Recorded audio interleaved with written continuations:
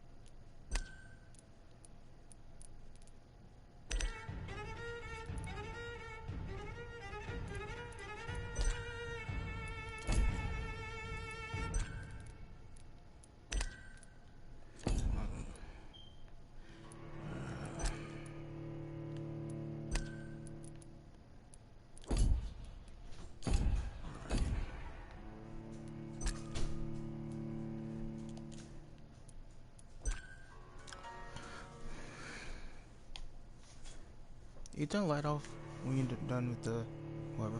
You can turn the light off.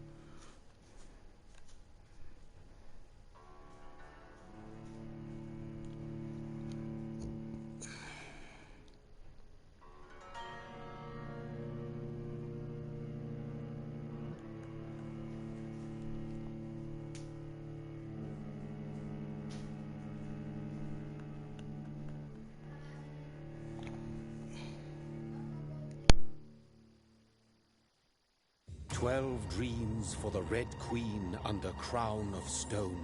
8 voracious beasts born from 8 restless nights. 4 nails piercing the flesh of the sinner. 1 prayer for the summoned, called by this song. 'Tis perhaps the countdown to oblivion for the once proud city of London. 'Tis perchance her inhabitants' last dance alone to face death and pestilence. Confronted by the eerie and unknown, mortals became desperate for answers. A flock's flight makes for an omen, the falling of a star a dire presage. Turning to priests for interpretation when there was no reason to be found. When religion failed, men turned to science. Bars. I saw them build such vain cities, crafting machines made for endless war. Bars. New questions flourished as old answers withered. What is darkness but lurking sun? What is wall but enslaved stone? What is glass but tortured sand? What is song but a call to arms? What is hate but jilted love? What is life but death pending?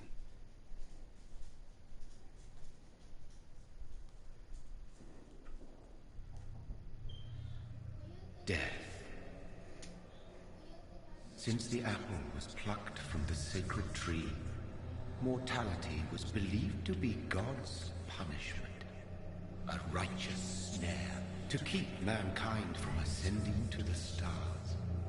They were all so wrong. Death is not a wicked thing, nor some holy retribution. A true punishment would be to never know its sweet kiss. Bars. Awaken from the harshness and be born once more.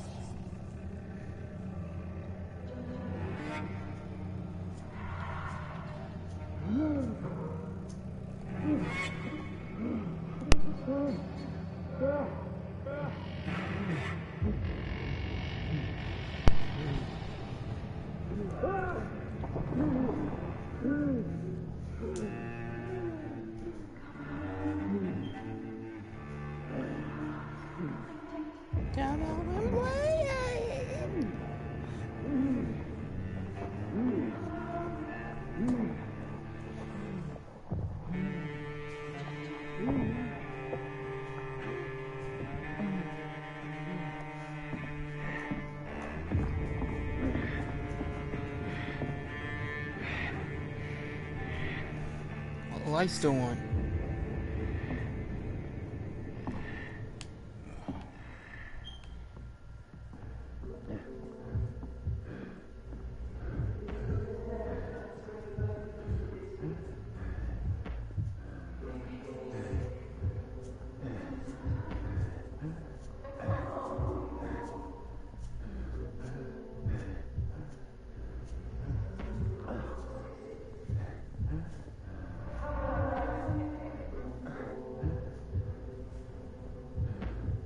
Thirsty.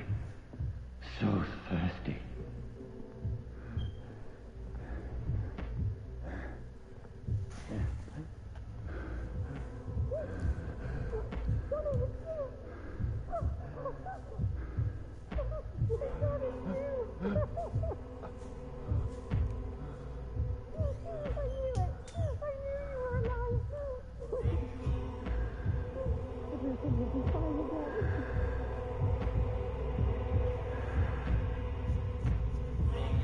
He's gonna eat her, isn't he? Yes, bastard.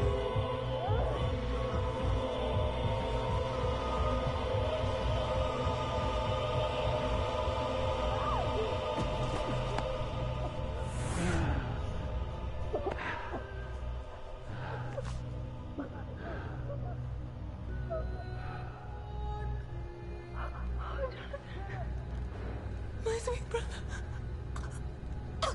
What have you done? Mary! Oh, no! Mary!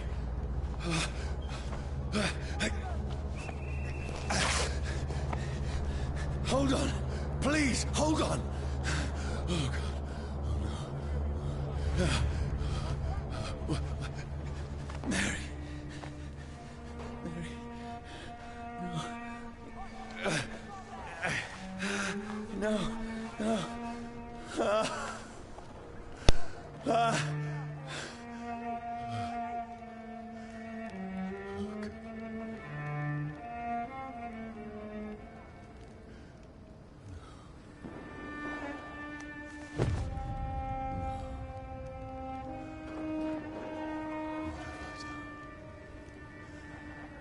This horror.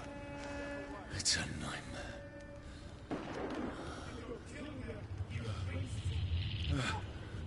No! Please, a moment, let me explain!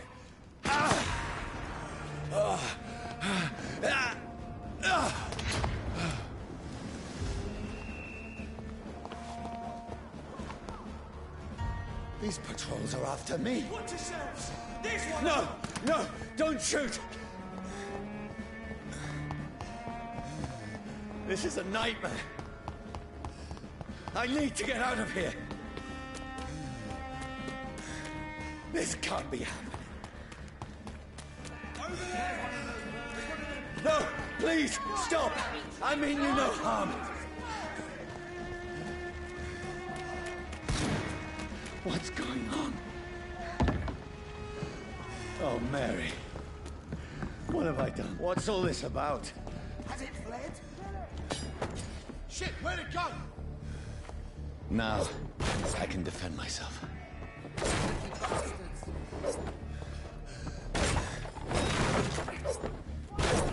Kill that thing! Shit, where'd it go?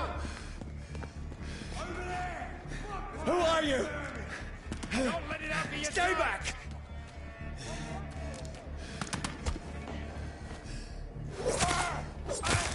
Sorry, but you left me no choice.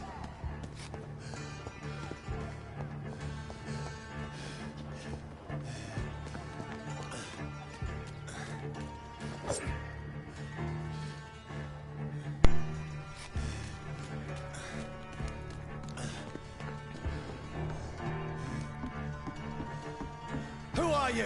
Stupid beast! Look at it! Got up like idiots! Damn. Sorry.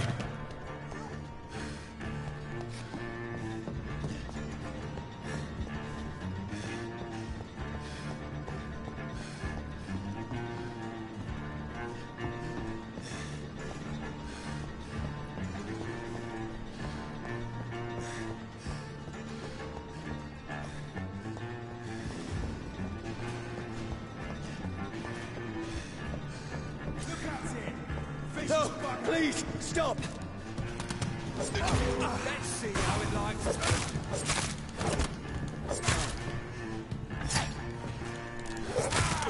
Who are you? Why the fuck you want me? Oh, bullshit, bro.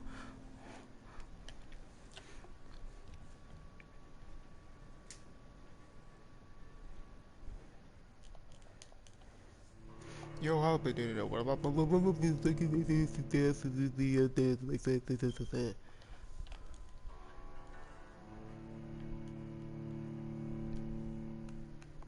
why the light is still on?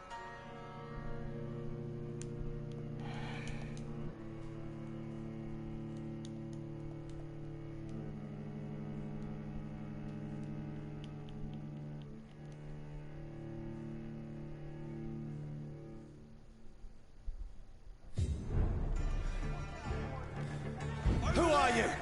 There's one of them burning!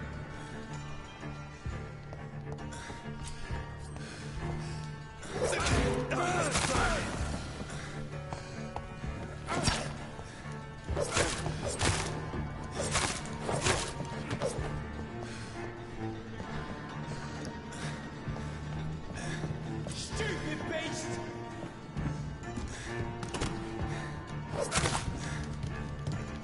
What the fuck? Who are you? There's one of them burning!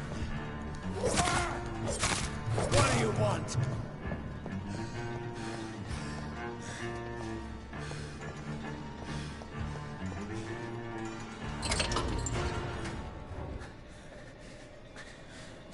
I mean you no harm. I need help. Die, you fucking leech!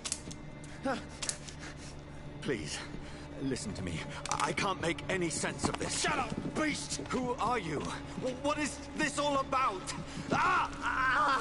What in God's... That'll do the rest of the job.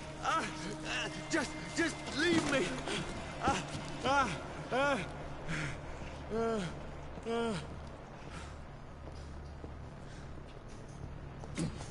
The sun. It feels like it's burning me to the bone. I need to find somewhere to hide. Let me go!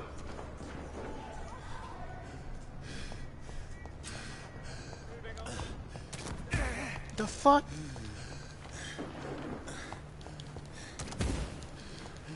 The fucking... Wow.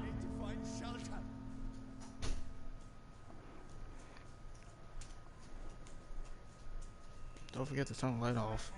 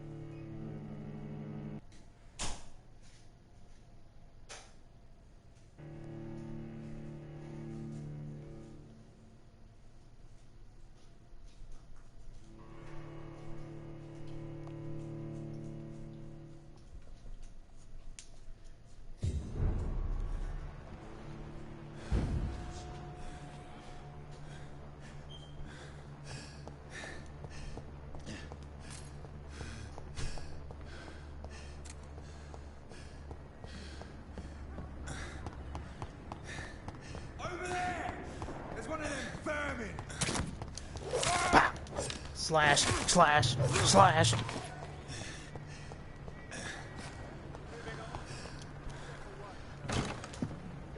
Is anybody there? What is this place?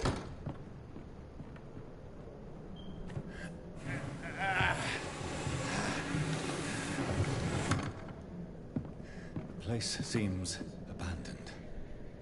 I should be safe enough here.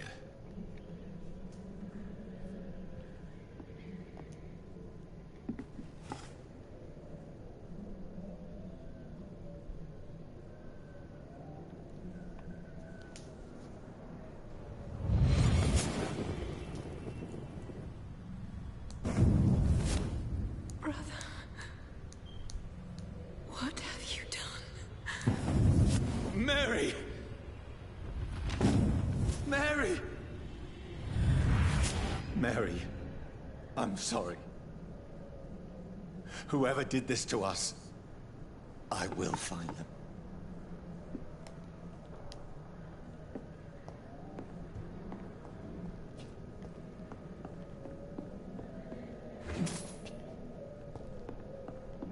The sun is high. I cannot leave now.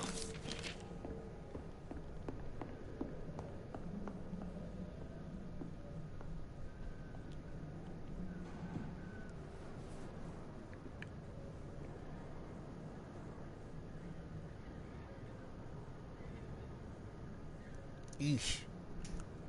That shit look disgusting.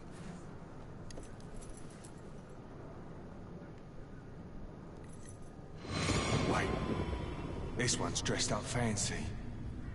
Let's run through his pockets. Picking the dead's pockets? Are you serious? I've still a rent to pay. He's got no more responsibilities. What's this? Gold watch. Beautiful it is. We fancy it and share the takings. I suppose we are undertakers. Now, give him an Eve.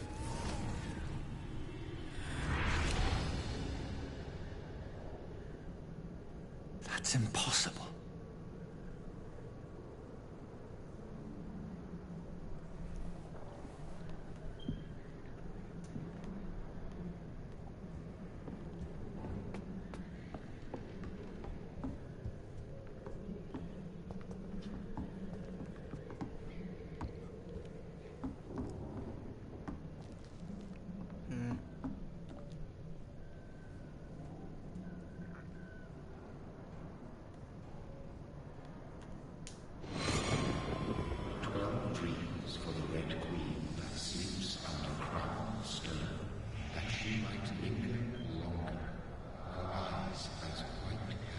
Who goes there?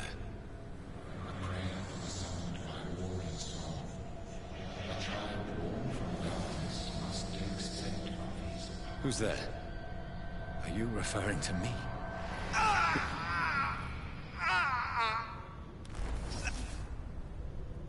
No!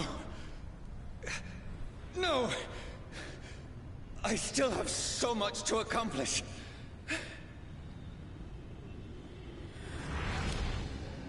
I still have so much left that needs doing.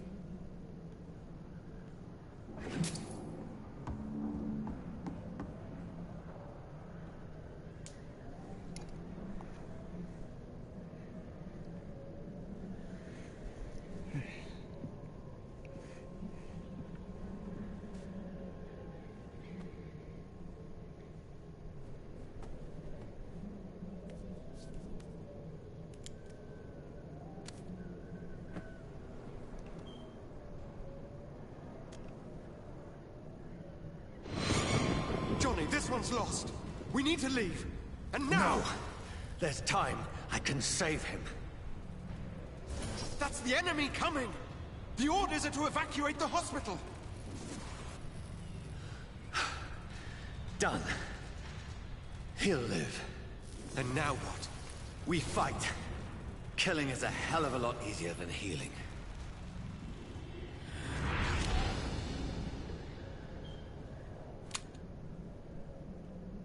No, it never got easy.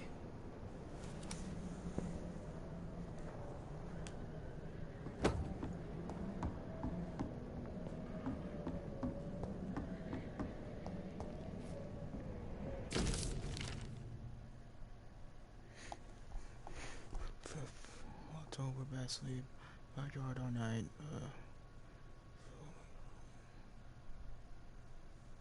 How long is this? Not rating.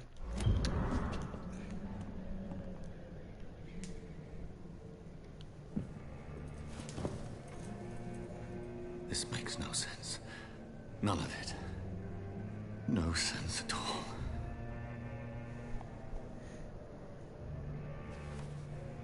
It's a nightmare. That's it.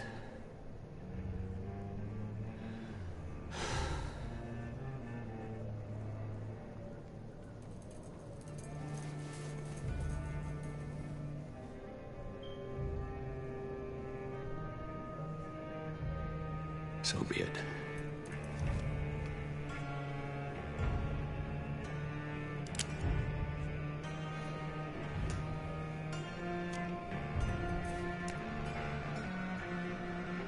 Rational thinking only.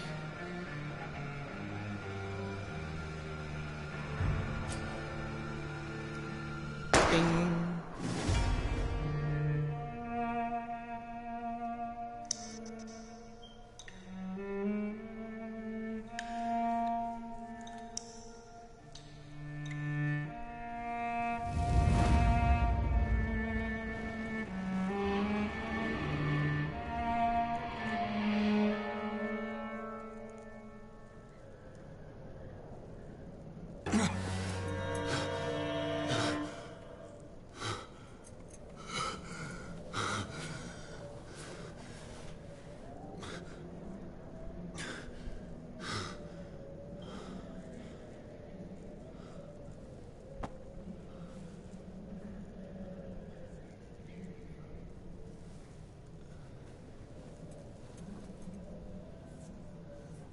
This is absolute madness.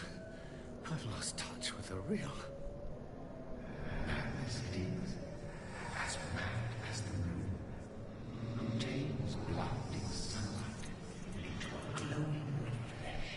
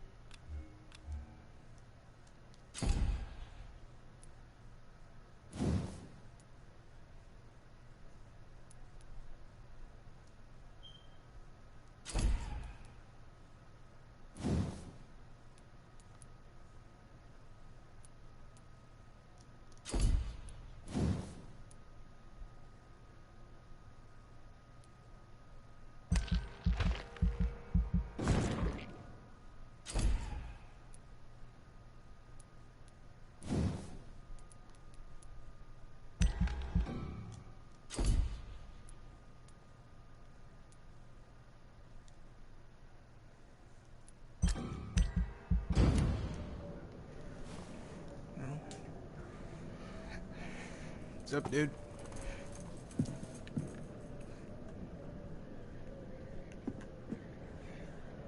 That voice in my head.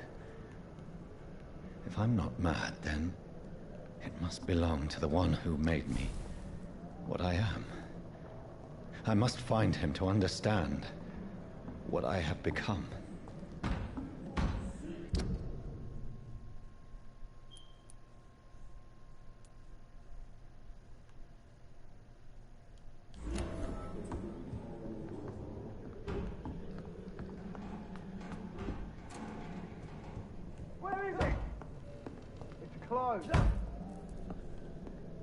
These people want me dead. I need to leave now.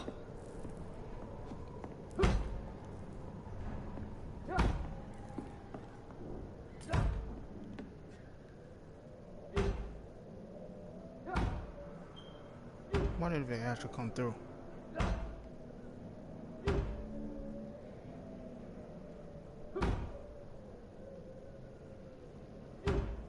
Nah.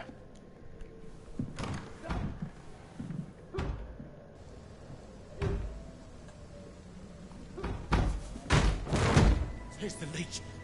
Here!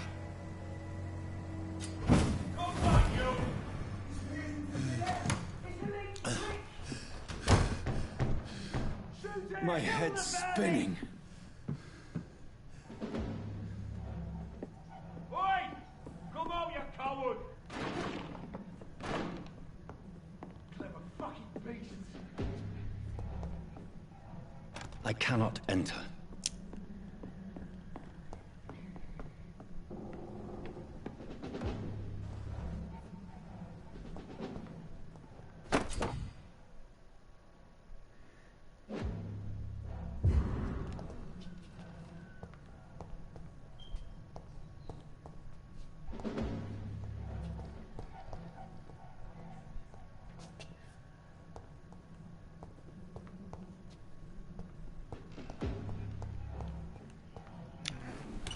I'm still in Southwark. I must reach the West End. Die, vermin! Shit.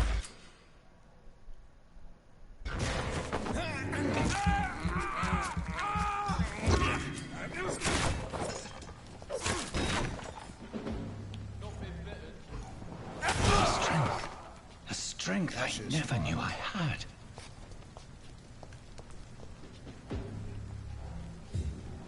Oh, this one stinks already. Over there! There's one of them vermin!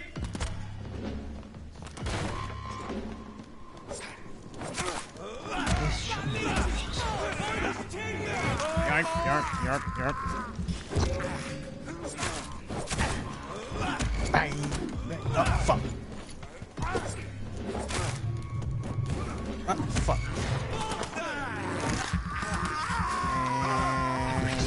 Every fiber of my being is afire. Boom.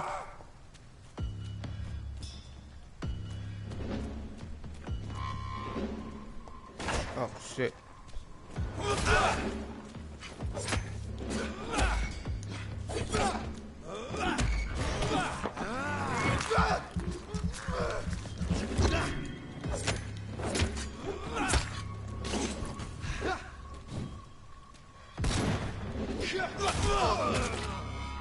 My strength.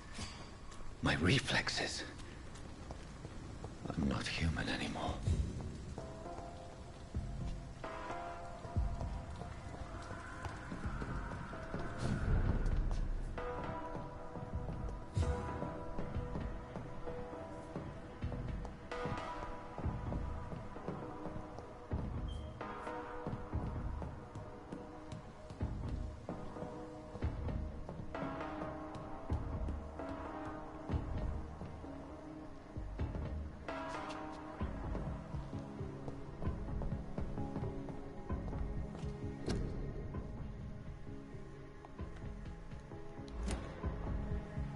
My poor sister. If only I had controlled my need for blood. Mary, someone will pay for what happened to you. For what happened to us. I have this thirst for blood.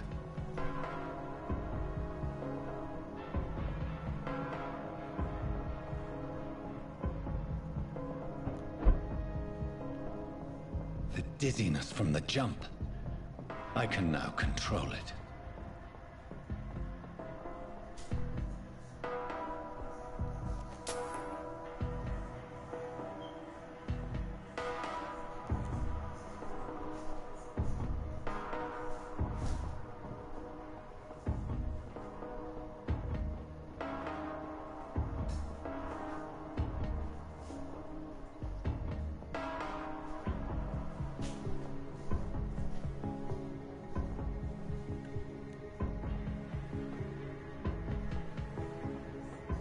What will London have to say to me?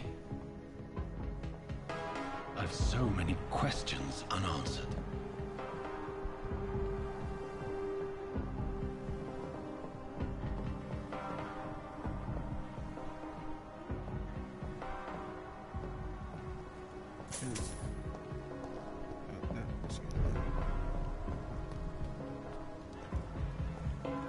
Another corpse. Have the very streets of London become a mausoleum?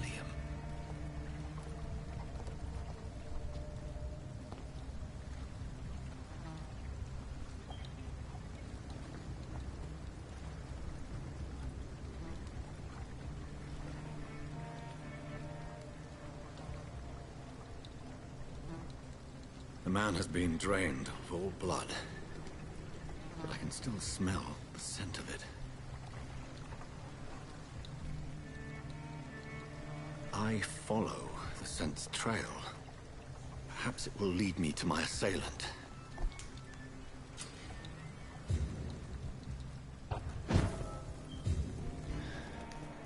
Fresh blood. The smell is so strong.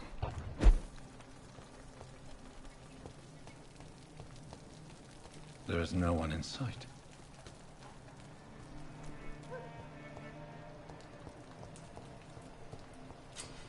Ooh. Wait. Ooh, hideout. Where?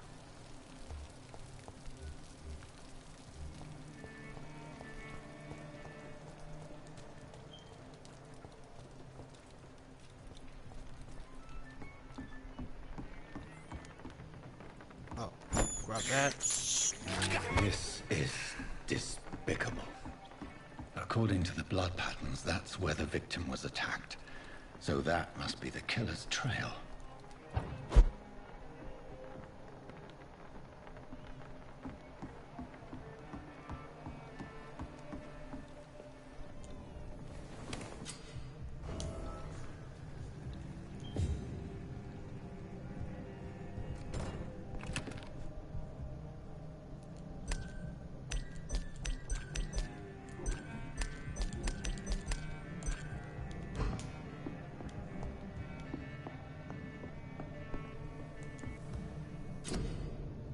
Oh!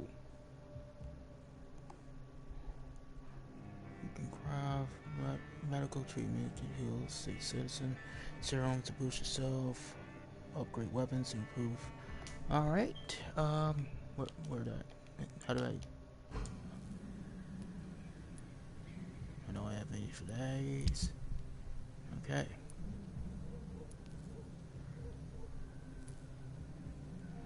How do I?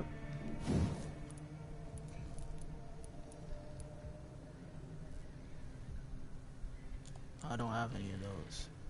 Alright. This. Cycle. Throw.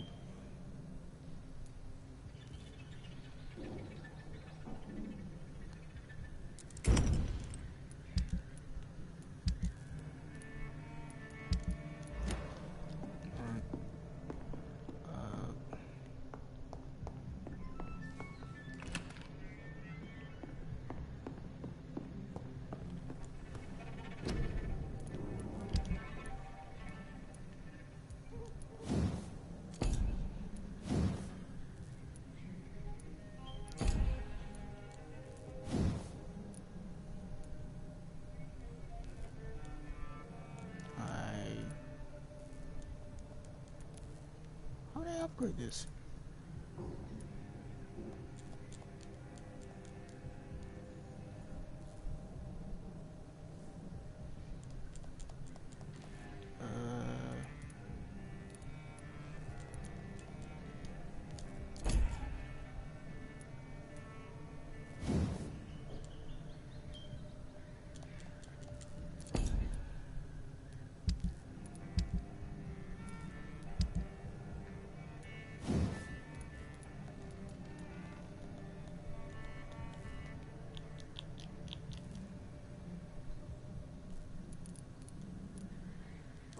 Whatever.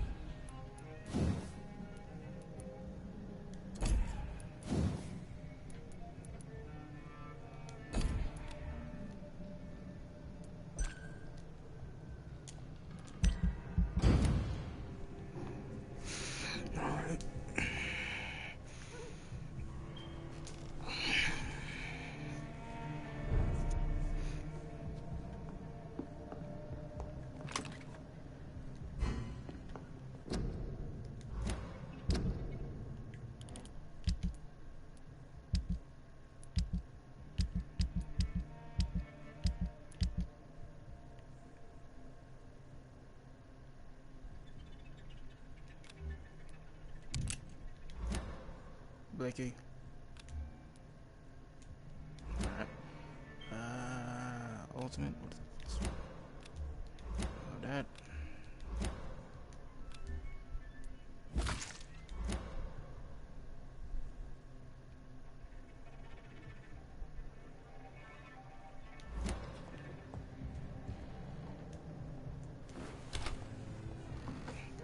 Let me.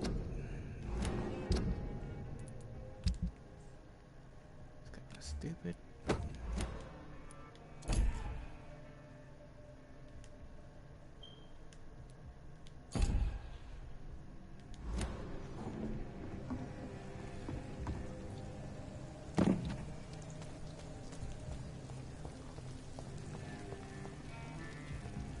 Let me look around first.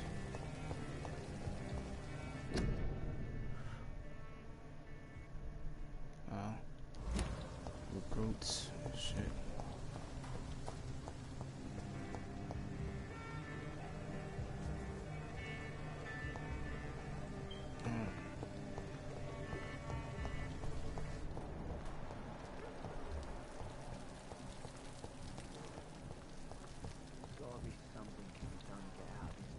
At last, a little life. To the turquoise turtle. Okay. Good evening, sir. I wondered if I could ask for your help. Wow, you look like you need a drink. Yes. I apologize for my outfit. It's been a long night. Been there, seen that. Don't worry, things can only get worse.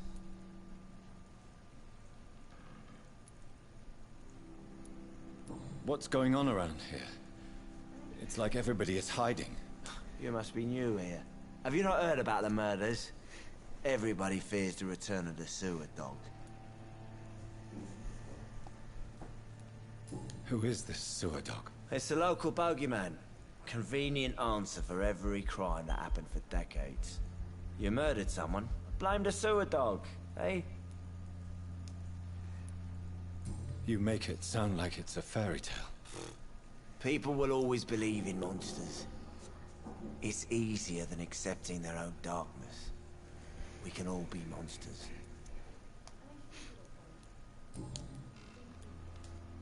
Has anybody entered the bar recently? Can't say. Sorry.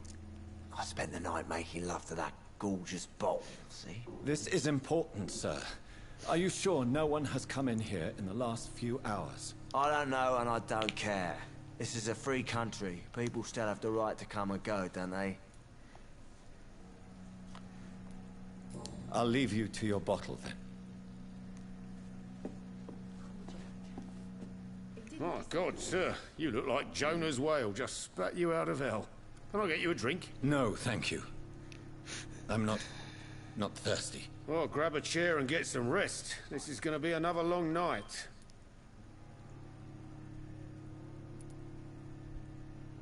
Why is it going to be a long night? You must be new around here.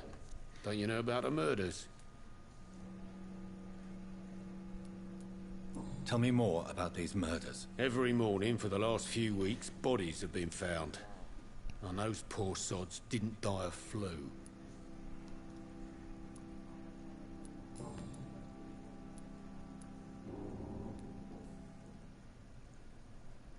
Where am I?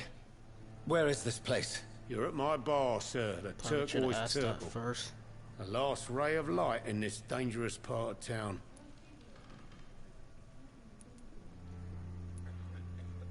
So you're open all night? Yep. Figured people might need a place to rest in these dark times. Aren't you scared? Scared of what?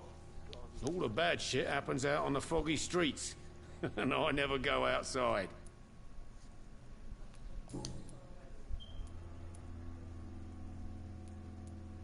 I'm looking for someone who might have passed through here recently. Wondered if you might help. It's been quiet tonight. The only other person I've seen went straight up to his room.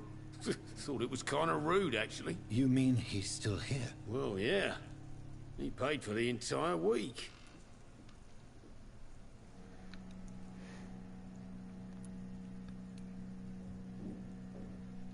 Who is this man? What does he look like? Well, like a gentleman, I guess. Well-dressed, quite polite.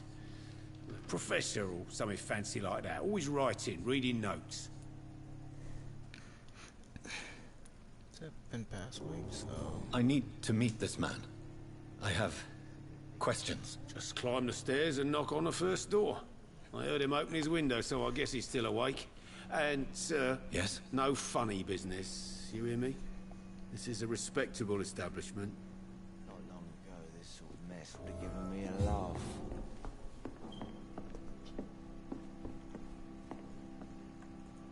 No, can't go up there. I think I'm losing my mind.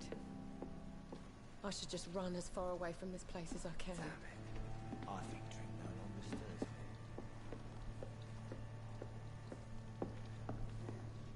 me. This is no place for you. Priwen has several patrols roaming the area. They do not pursue me. But they're looking for vampires, and they're most efficient. They'll not relent until the killer has been identified. I have a common objective, but I require...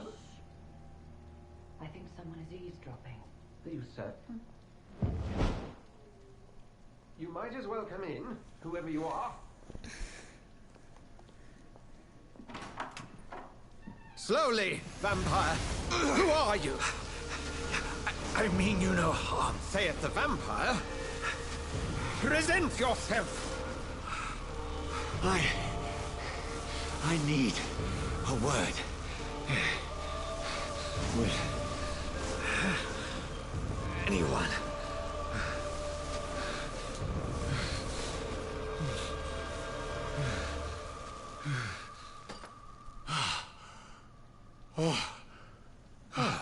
Well, that's something I can do for you.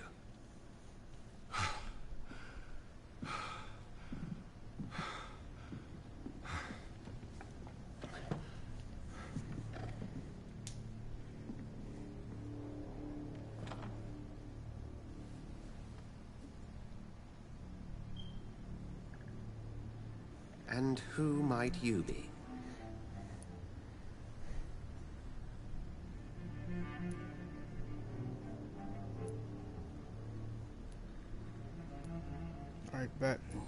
sure that I know anymore. Might I at least learn the reason of your presence? That's none of your concern. Sir, you have entered my room in the middle of the night, pale as a corpse and shaking like a tree. So please, indulge me. Someone is molesting people. In fact, killing them. Biting them. The calling card of a vampire. Like you.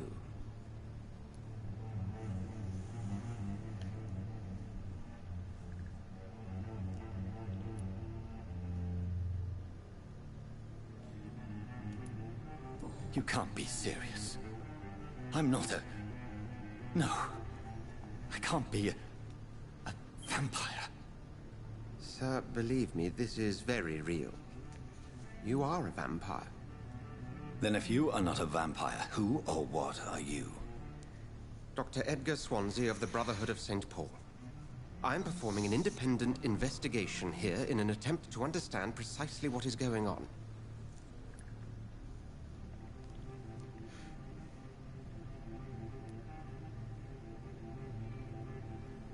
I heard another voice, that of a woman. Who were you talking to? Ridiculous. I've no idea what you're talking about. Cap. Something tells me not to trust you. Then the feeling is mutual.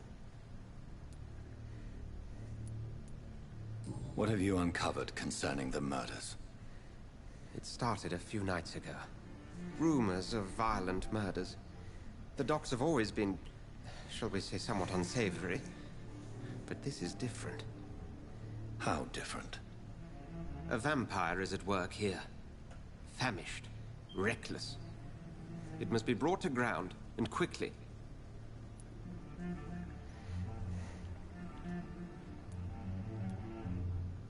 And what exactly is this Brotherhood?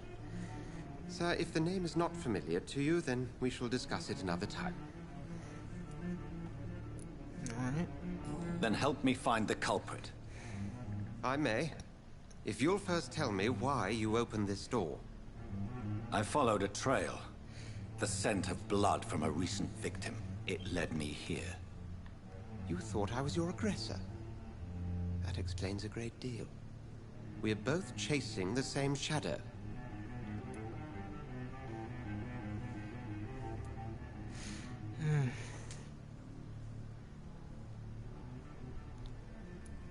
Perhaps. This is all new to me. I'm not even certain what I'm looking for. You should let me handle this affair. You've no idea what you're up against. No. I will find the monster. He is mine. How will you do any better than I? But then let me ask you this. What are your intentions if you find the killer?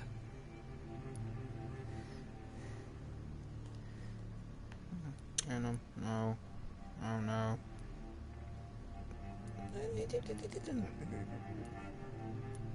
I will at last have the answers to my questions.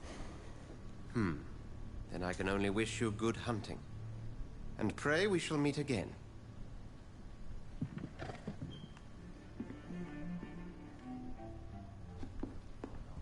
This mess would have given me a laugh.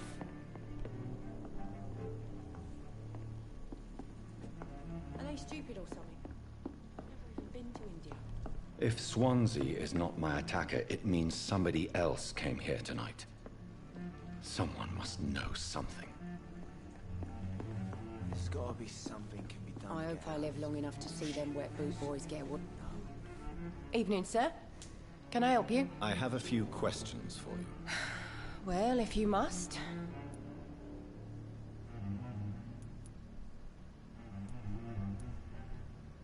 I just want to talk. I didn't mean to scare you. I'm not afraid, sir. It's just I've other customers to take care of. I only see one customer. Oh. Well, yeah, of course. I mean, I best check on them.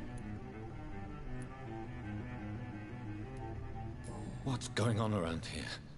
Where is everyone? Too many dead, sir. First the epidemic, and now all these terrible murders.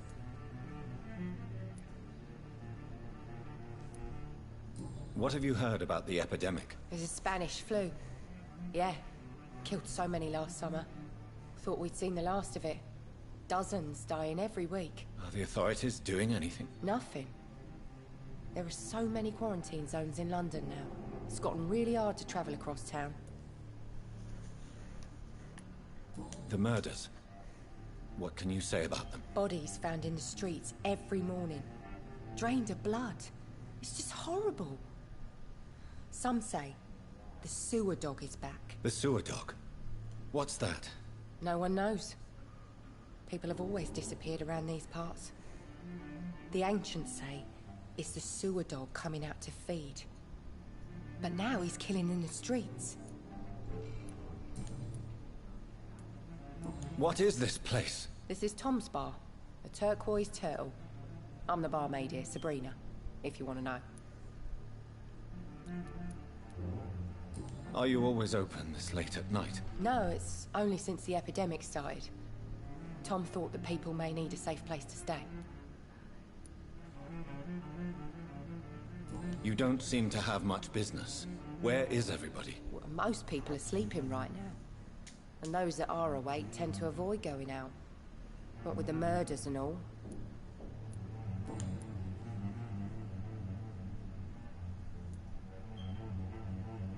I spoke to Dr. Swansea. He's not the man I'm looking for. Now, I want the truth. The truth? What do you mean? I suspect that someone else was here tonight. And I don't think Tom wants to tell me about it. I'm just the barmaid here, okay? If Tom says you're the only visitor we had, then you're the only visitor we had. I can feel your fear, madam. Please, tell me what's going on. It's Will. William Bishop. He came in here earlier tonight and he... Well, I thought he was going to clock someone. Why are you so afraid? I mean, his skin. His hands. I scrubbed every glass and every chair that he touched. God, I hope it's not contagious. What happened tonight? He was dead drunk, as usual.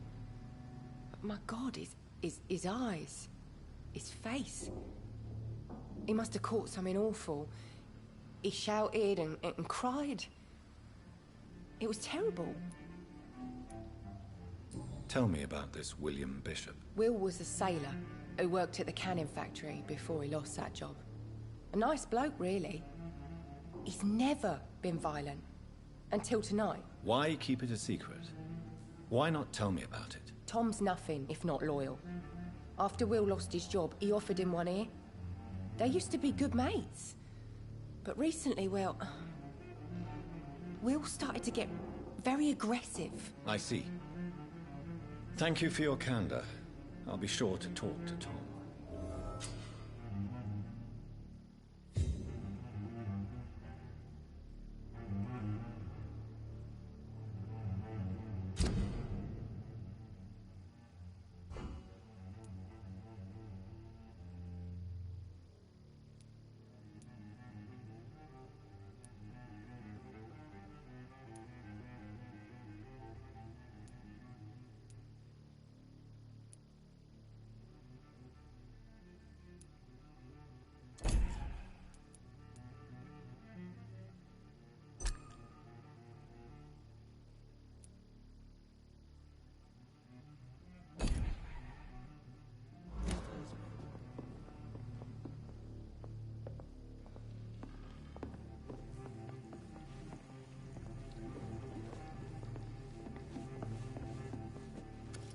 Hello, sir. May I disturb you again? And you're still ugly as sin. I'll leave you to your bottle, then. Welcome back. Did you find what you were after? I can't say I have. Are you sure no one else came into your bar before I arrived? Hey, I told you, you were the only other stranger I've had.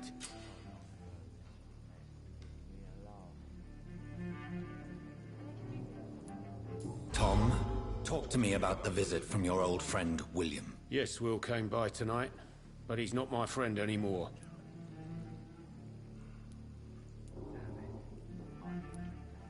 Who is he? William? Just an old sailor who loves his gin too much. He worked for years at the canning factory before it closed.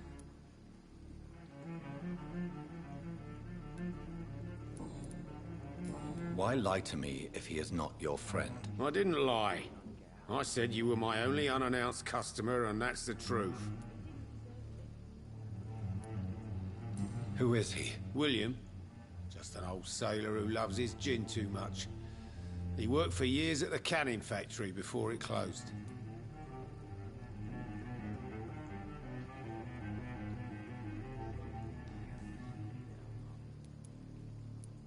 How was he tonight?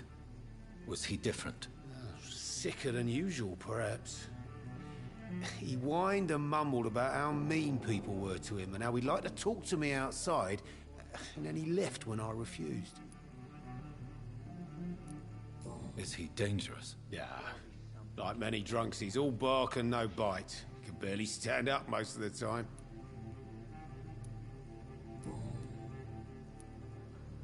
I need to find him. It's a matter of urgency. Do you know where he is? You could try his boat. It's up by the North Pier. He sleeps there when he's too drunk to get home. Please describe him to me. What'd you expect? He's a tall, sick bastard with a bad rash and torn old clothes. William used to be strong. Now he's a mess. Thank you, Tom. If you see him, tell him I don't want him back here unless he cleans up his act, okay?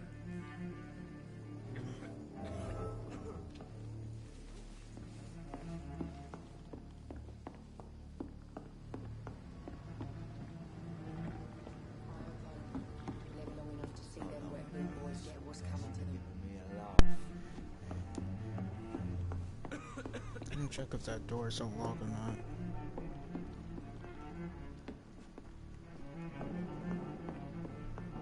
Nope. Wait. It's locked. It didn't deserve this. There's gotta be something can be done to get out of this.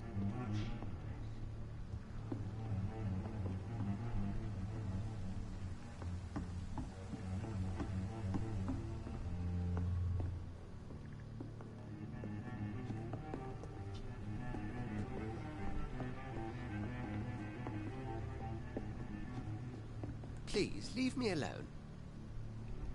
Can I have some privacy, please? Privacy. I live long enough to see them dirt boot boys get what's coming to them. Damn it. I think drink no longer stirs me.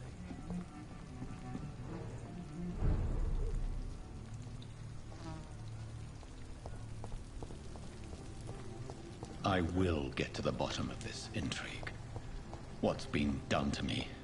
To this city?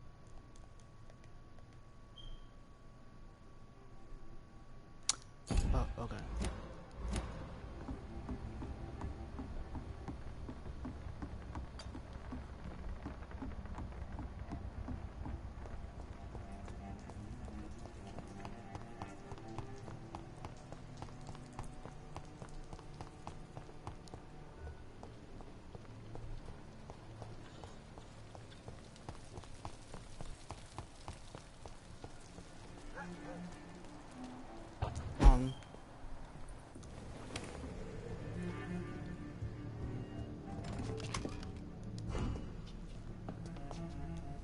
Okay.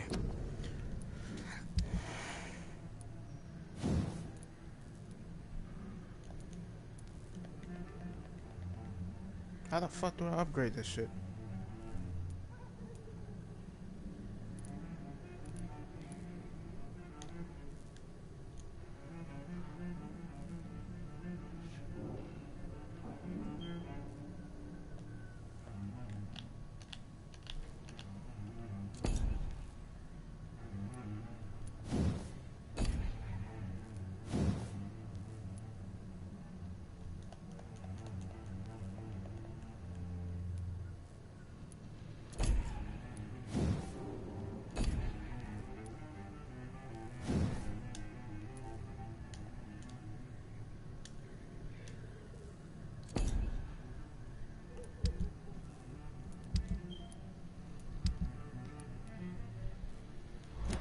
Whatever.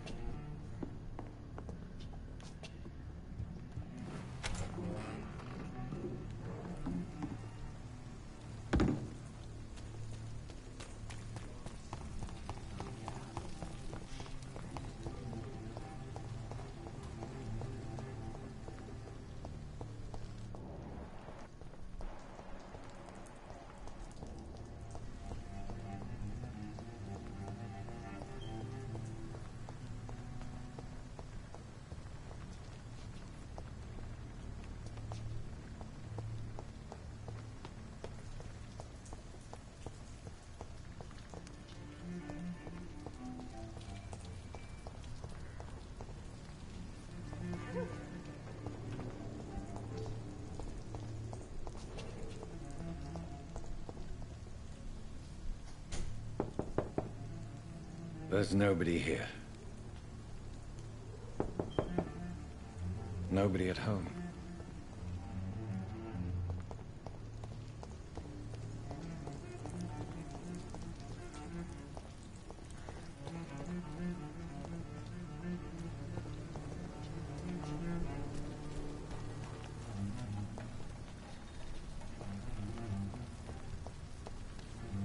Where has everyone gone?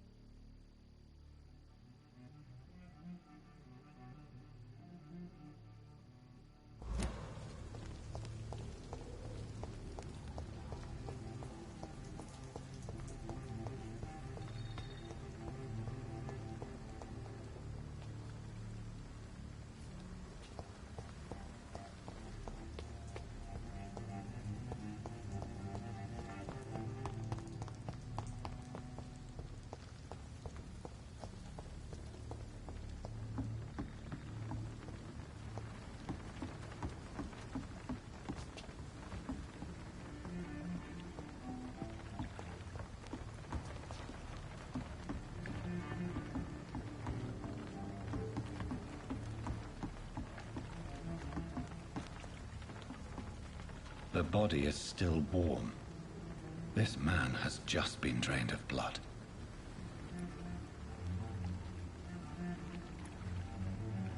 What's this?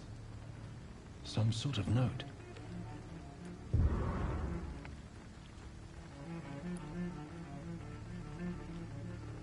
This man was armed. He tried to defend himself.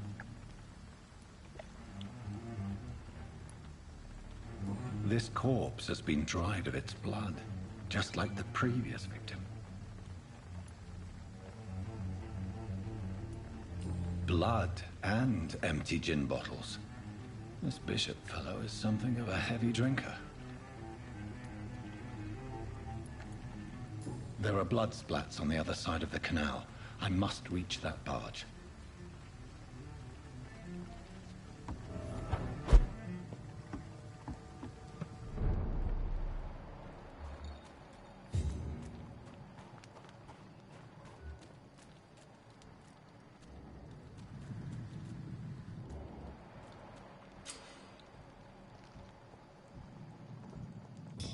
Over there! There's one of them vermin!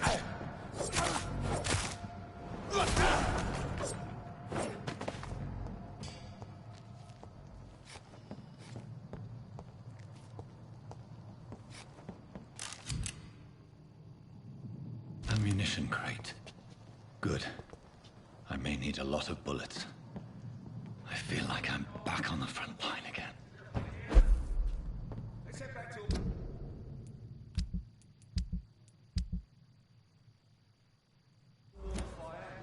Shut that foolish mouth of yours. Come to be wrong bad. Right. No time on.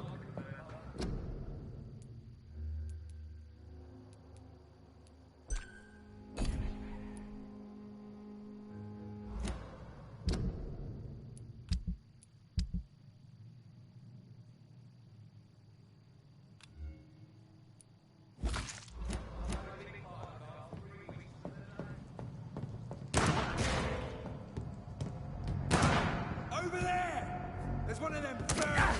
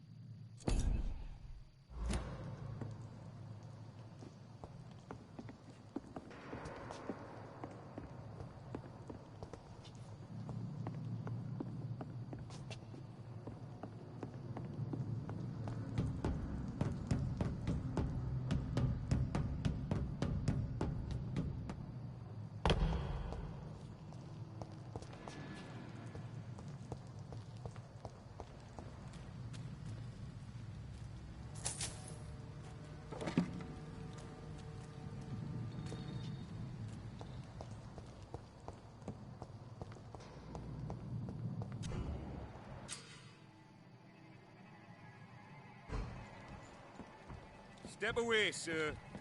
Burn it, boy!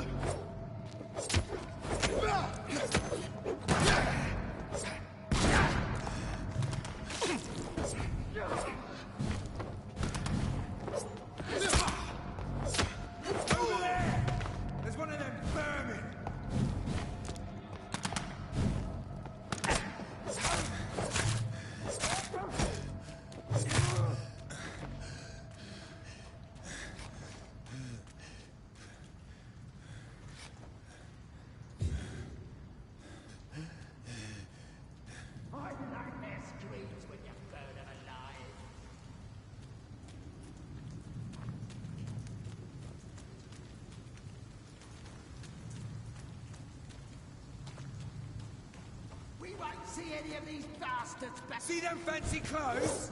This one's a top. It's a leech! Oh, kill it!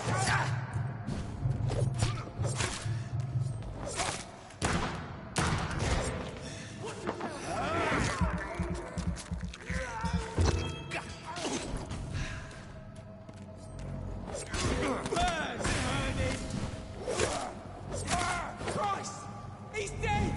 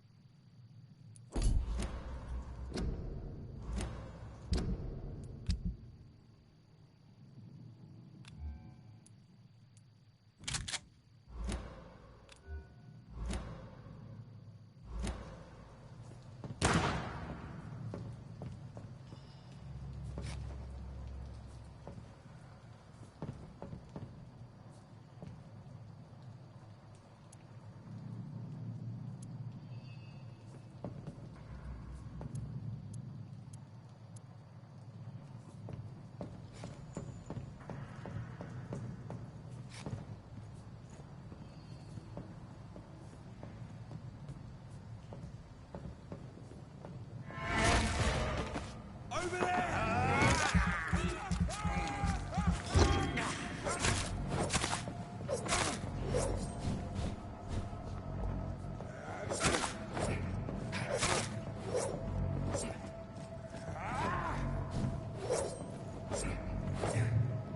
Over there!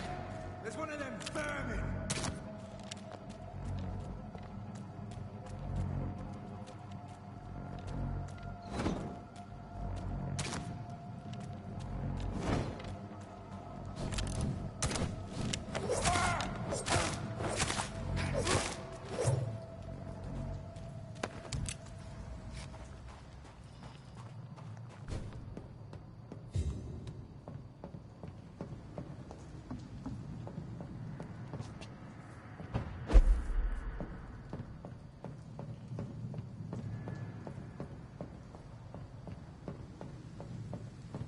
Over there!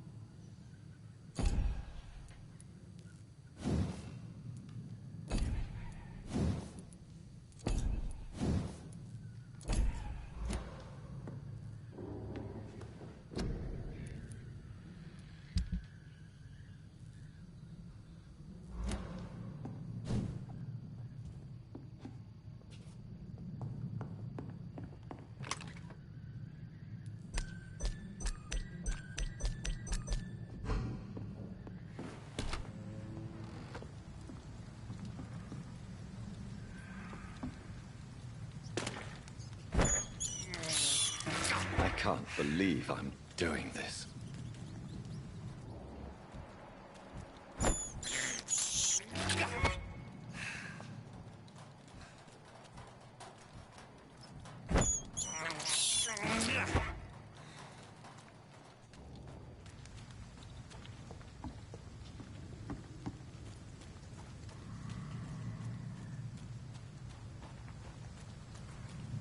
I cannot enter.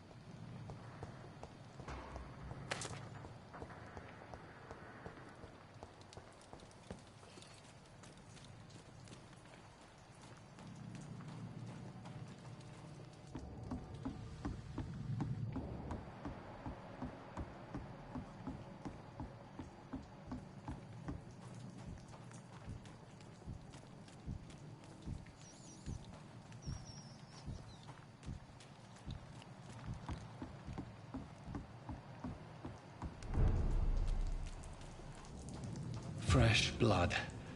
The whole building reeks of it. The scent is so strong it makes me dizzy.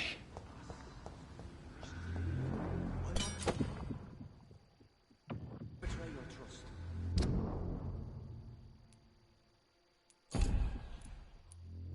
Is this first, you see?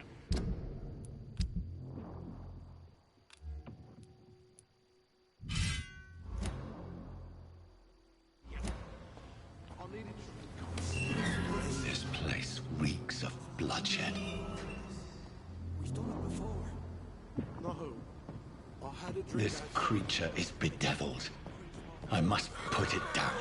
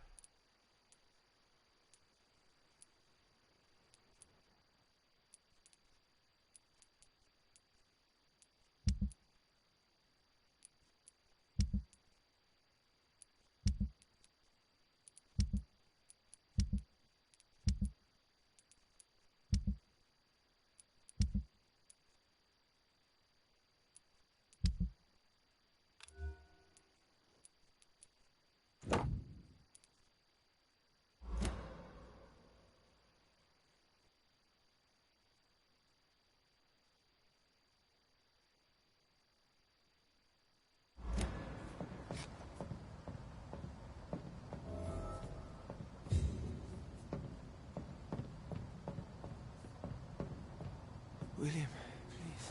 William was an honorable man. I could have saved him. Mr. Hampton, are you in there? I knew him well, another lost soul, a kindred spirit. Sir, listen to the sound of my voice. I'm a doctor. You're suffering from shock. I must return to my flock. They'll stray without me.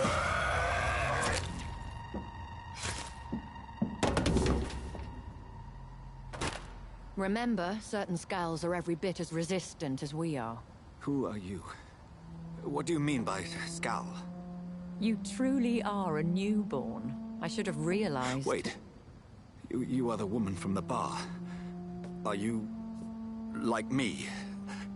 Can you help me? I believe, sir, I already have.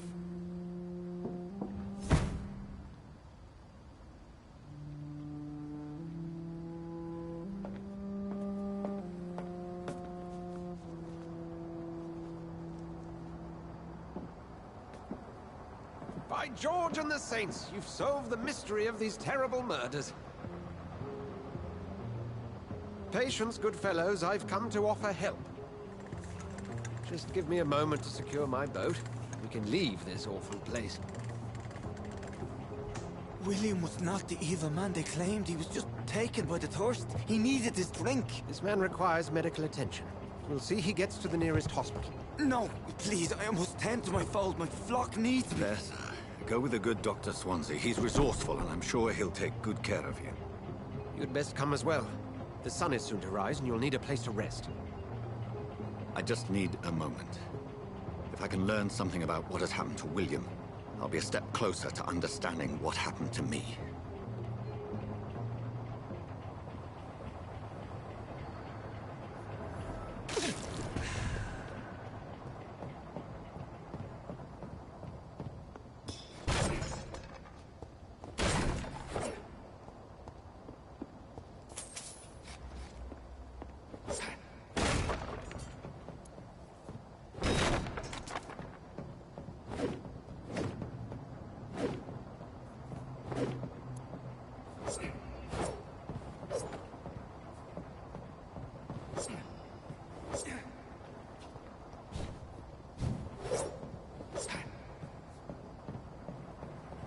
This poor creature can't be my maker.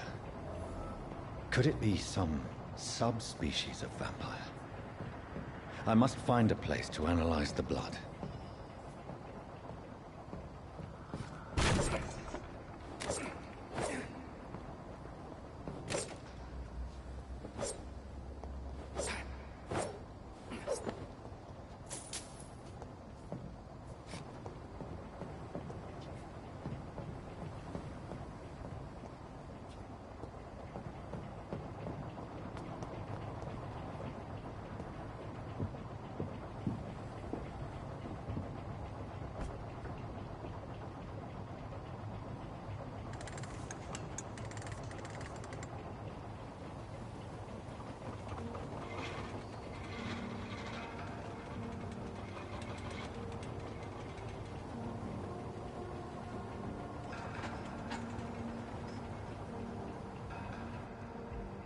Where are we headed?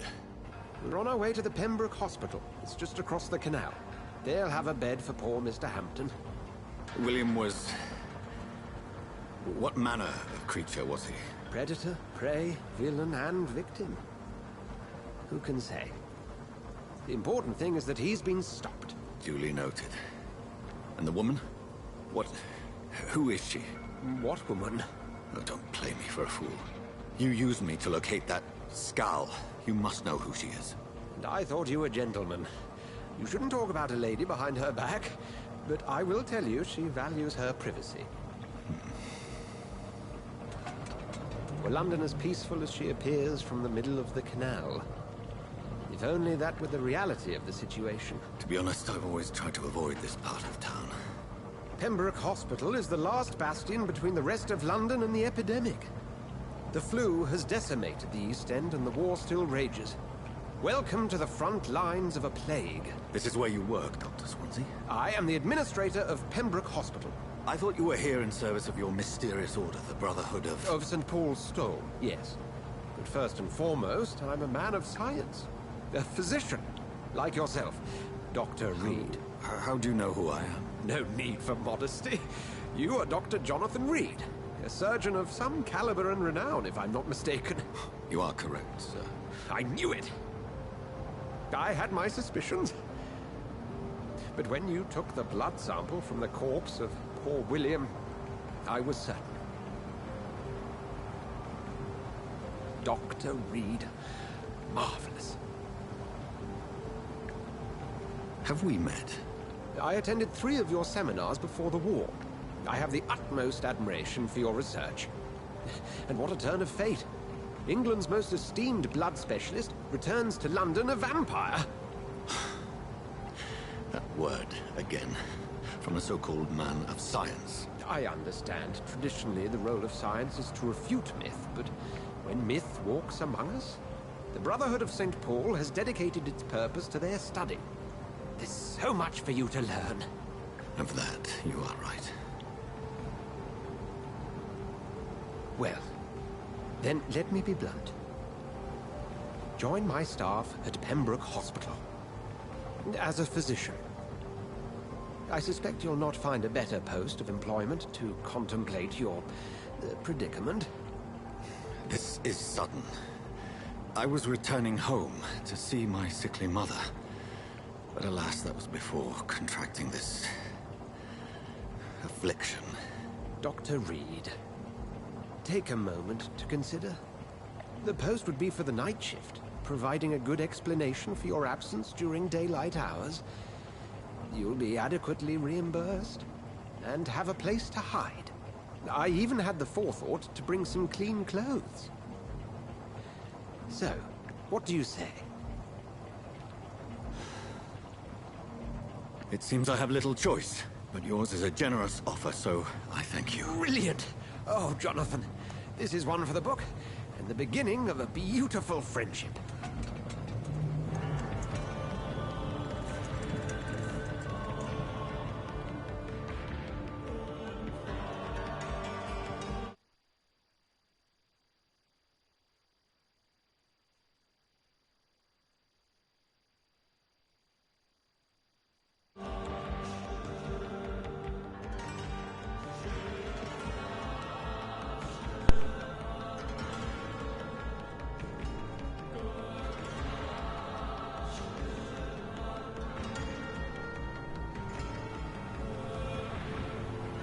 Dr. Swansea, thank goodness. I was beginning to be concerned.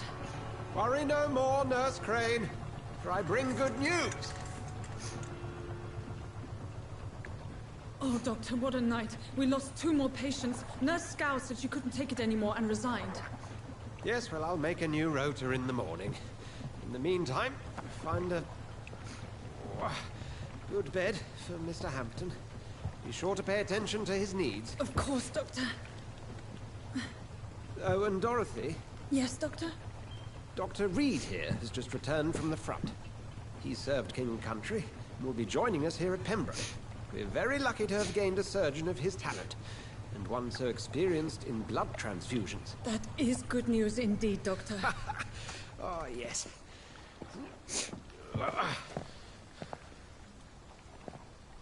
Here at Pembroke, it's not what we have, but what we haven't. It's only thanks to Nurse Crane and the staff that our ship doesn't sink. If you have any questions, just ask her. Duly noted. Thank you. Your assistance is required, Dr. Swansea, immediately. Welcome aboard, Jonathan. We'll catch up after my rounds. Coming, Nurse Crane. I'm coming.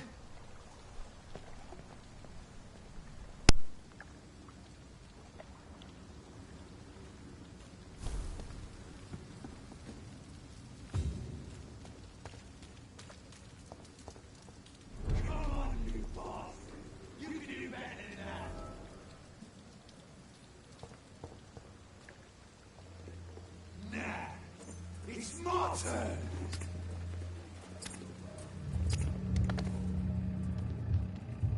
Rotten or pristine, each heart contains the life. Drink at this river, try it all.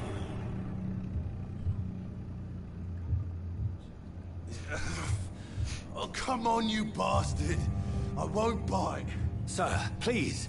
You've lost too much blood. Calm yourself. You think I didn't notice? Stop your staring and get me to an hospital, you arse!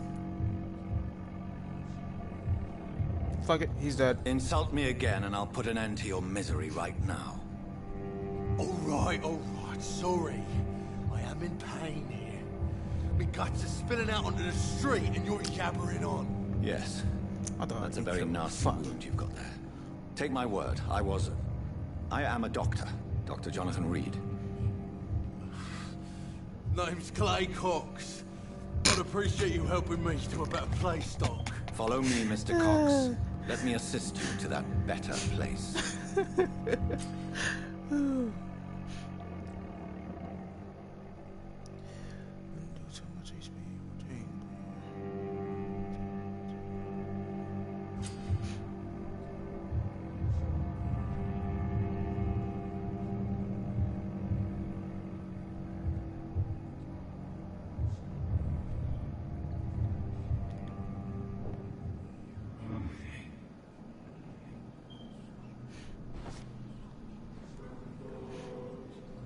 Bring this fading light into the shadows.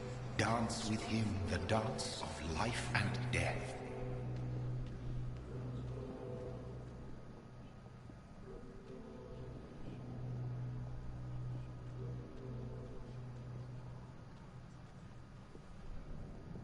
Can I do this?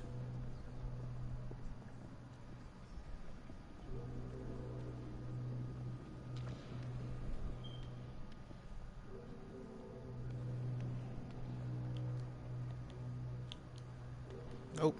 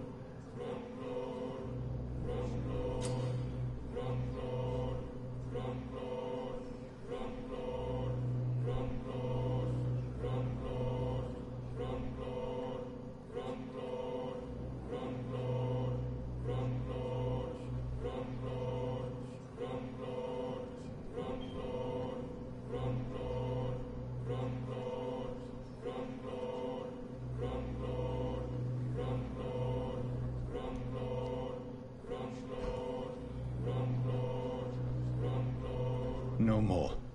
Not tonight. Not like this. I will not take another life. Did I black out? Whoa, I feel giddy.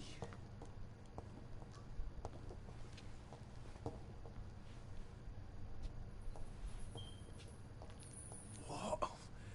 What happened? Whoa, I feel giddy. Did I black out?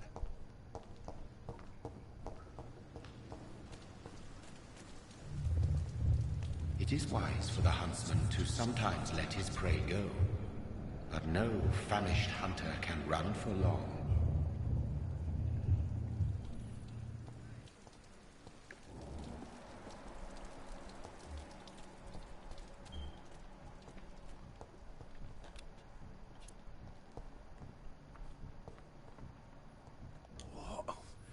What happened?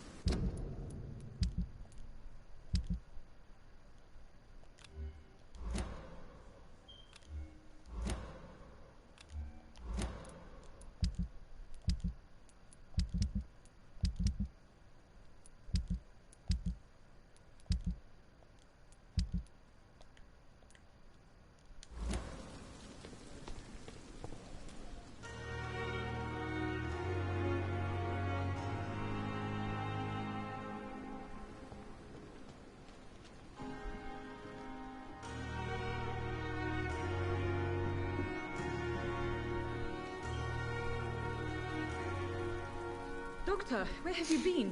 I've little time to play hide-and-seek with new staff members, no matter how illustrious they may be. I found a wounded man by the docks. He answers to the name of Clay Cox. He requires urgent medical attention. Already making the rounds? That's the Pembroke spirit. I'll ask our porter, Milton, to bring him back immediately. Thank you, nurse. What can I do for you? Dr. Swansea insisted we provide you a quiet office. You'll find it on the second floor with your name on the door. Thank you. Nurse Crane, isn't it? Yes, Dorothy Crane. Welcome to Pembroke Hospital, Dr. Reed. Your office has been prepared. I would like to ask a few questions first.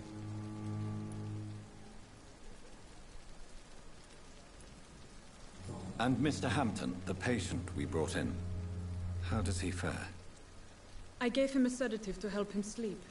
Poor thing was in quite a state of shock. If you could point me in the direction of my room again, nurse. Second floor of the hospital, left after the stairs. It's the last vacant office at the end of the corridor. What kind of man is Dr. Swansea? Well, you accepted the job from him. I thought you would have known about your employer.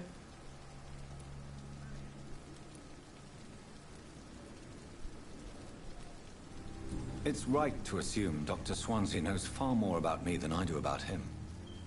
You'll get to know him soon enough, and better than me. The administrator has better things to do than mix with us.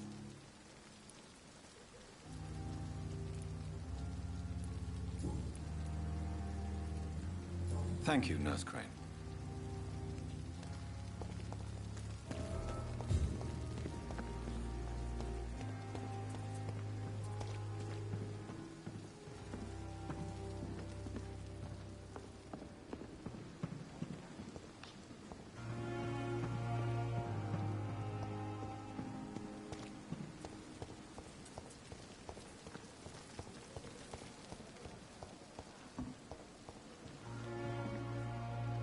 Good evening, sir. So it is true. The famous Dr. Reed has joined us. I can't think of any better news during these terrible times. Do we know each other? Actually, yes. We met once before, at the Rockefeller University in New York. Dr. Tippett, yes, I remember. I was assisting Professor Carell in his research about coronary bypasses. He had nothing but praise for you. He was also very confident about your future. And look at you now. Eminent surgeon and blood transfusion specialist.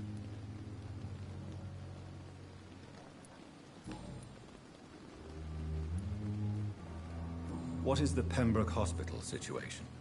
And please, speak freely. This hospital is not exactly the best of London. I'm sure you are used to working in a better environment.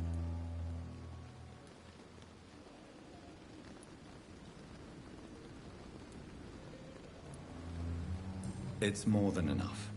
In any case, the personnel of a hospital are much more important to me than the building. Don't be misled by appearances, Dr. Reed. This hospital does not lack talented people. It just lacks hope. What can you tell me about the staff in the hospital? Some are really good, and others are not so good. But during this troubled period, there is no time for slander. I prefer to focus on the positive character traits.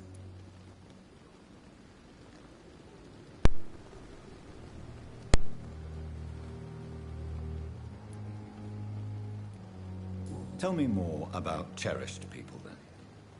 Nurse Brannigan is a pearl. She is the most helpful and dedicated nurse I've ever worked with. A clever and cheerful woman. You really seem to admire her skills.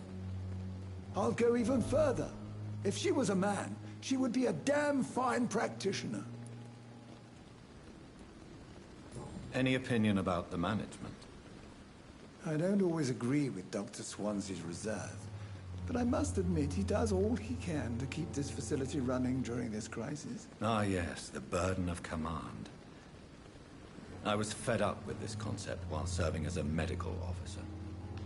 Don't get me wrong. Swansea's a good administrator. I just wish he would get out of his office now and again.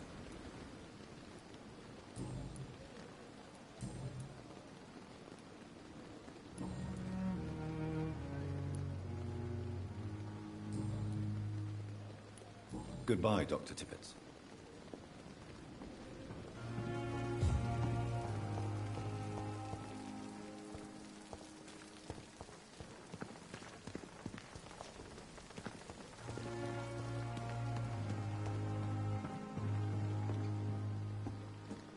Good evening, nurse.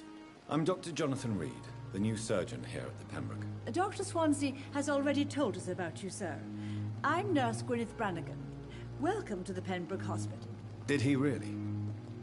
It's a good thing I wasn't hoping to keep a low profile. All members of staff have already read about your new blood transfusion technique. Dr. Swansea made sure of that. I see. Well, I'm a little surprised, but I suppose I'll just have to deal with this unexpected notoriety. You must know, blood transfusions are Dr. Swansea's primary subject of research. He is convinced it is the future.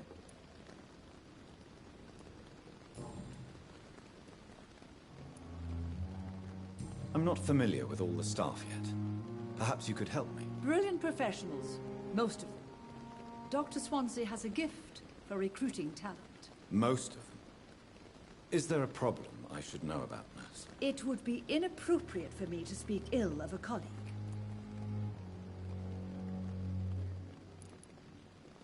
Is there anyone that stands out? Well, I have never met someone as dedicated as Dr. Tippett's.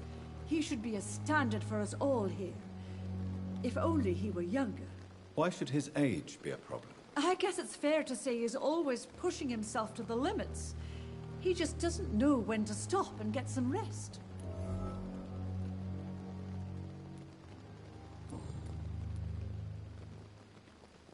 How are things here? Not good, to say the least.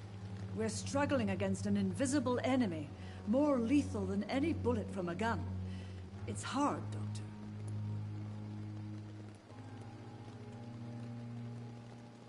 Do you think this hospital can survive the epidemic? We are all volunteers here, and we're trying to hold fast, but how do we beat an invisible killer? Some nurses have already resigned. An invisible enemy? Quite a poetic term for a disease, especially from a nurse. Sorry, Doctor. These last few weeks have been exhausting. We could all do with a good night's sleep. I'm not familiar with all the staff yet. Perhaps you could help me. Brilliant professionals, most of them. Dr. Swansea has a gift for recruiting talent. Most of them? Is there a problem I should know about, nurse? It would be inappropriate for me to speak ill of a colleague. Nurse Brannigan, if you do know something, please tell me. Anything you say will be held in confidence. No. I may disagree with some conduct, but in the end, everybody is doing their best.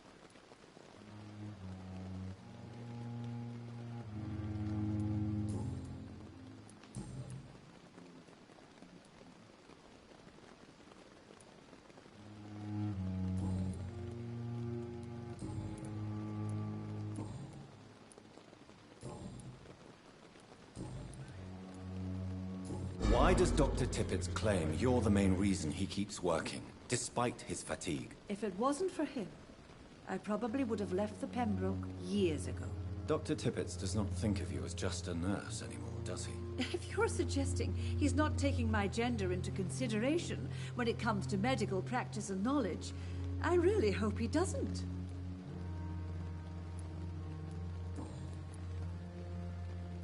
Goodbye, nurse.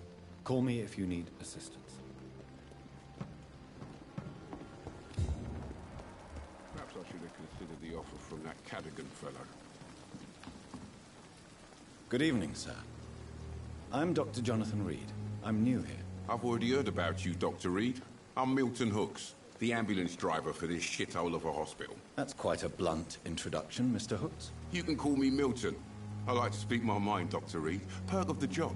Don't judge me, and I won't judge you. I'm not sure I understand what you're talking about. Well, I'm no doctor, but I'm pretty sure a gun can't be used as a surgical instrument. You have a keen eye. I learned to shoot during the war, and have carried one ever since. Old habits die hard. No need to explain, Dr. Reed. And if you ever need a better gun, remember, I may have something for you.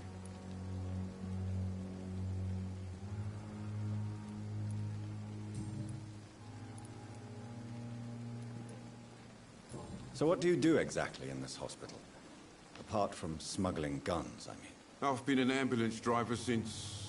too long, I guess. I bring sick people here night and day. It's a dirty job, but I get it done. Most of the time.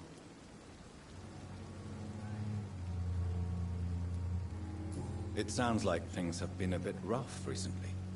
What's happened? Yesterday I got attacked by the patient I was bringing here. I escaped through the hospital's garden, but I lost my wallet when I was running. You left an infected patient outside the hospital? That's incredibly dangerous. Go there yourself if you want, but be careful, Doctor. I'd rather not bring your dead body back.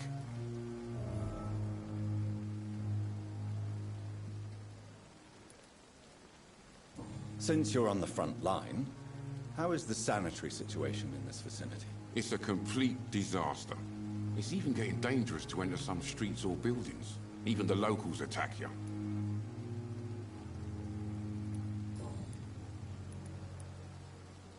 How is the situation around here? You want to hear the situation is all right?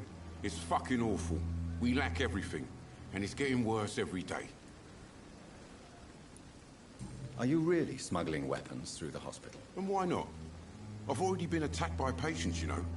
And by gang members willing to steal my money. But you're not defending yourself.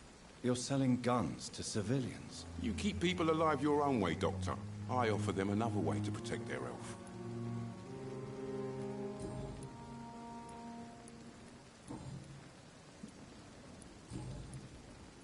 I'd like to see your goods. Wise choice, Dr. Reed. A reliable gun is what everybody needs these days.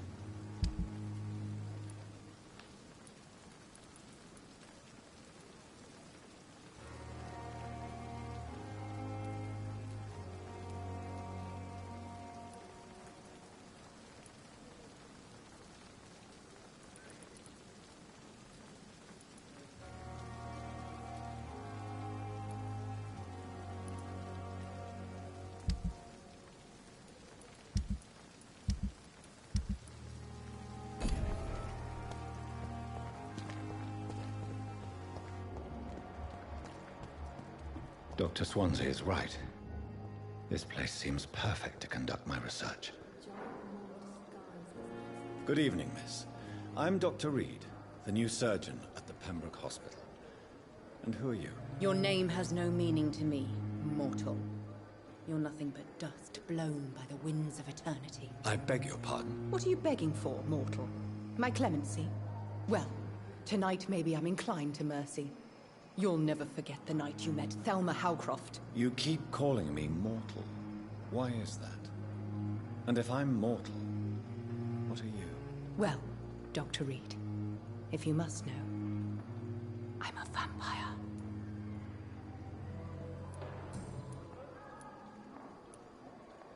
I'm assuming you must be a patient here. Am I right, Miss Howcroft? It's only a cover. To hide from my enemies. I can leave whenever I want. As a woman, a spirit, fog, or bat. Who are these enemies you mentioned? Can you describe them? I cannot say for sure. But I sense their eyes on me from nearby. I feel them watching me every time I visit the garden near the morgue. The staff here are not your enemy. They're here to help you, to care for you. I'm not speaking of the doctors in white. I'm speaking of the men and women who hunt me. For I am a vampire. I see. Don't worry. These people will not find you here. I'll personally make sure they leave you alone. Thank you, mortal. But do not interfere with them, for you are no match for those that hunt me.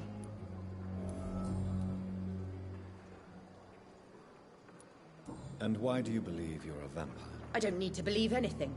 It is what I am. It is what I feel within this hollow shell of flesh. Please, describe to me how you feel. What is it like to be a vampire? I can hear my body crumble from the inside as my flesh cracks and fades. I sense the last pulse of postulant blood within my drying veins. I need new blood.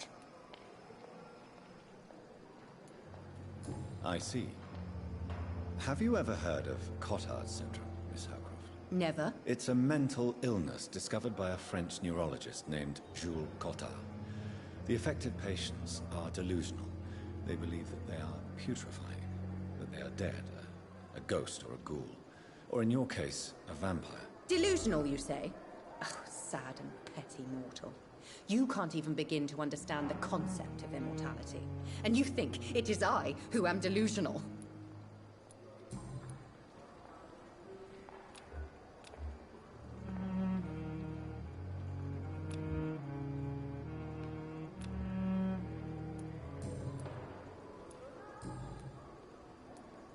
Who are you really, Miss Howcroft? I mean, apart from being a vampire. Is that not enough for you, puny mortal? What do you require? Proof of my powers? I'm curious to know who you were before becoming a vampire. No, such a long time ago, I don't remember. Centuries of unholy life can have strange effects on one's minds, you see?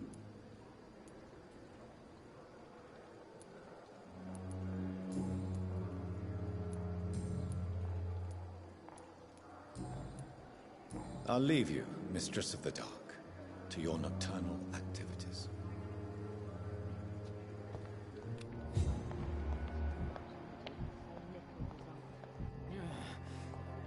Damn. The pain. Good evening, sir. Can I help you? Unless you're here to fix my face. No. I don't think you can help me. I'm Dr. Reed. I've recently taken the position of head surgeon here. War injuries, am I right? You guessed right, Doctor. German shell took my pretty little mug right off. But they still call me Thomas Elwood.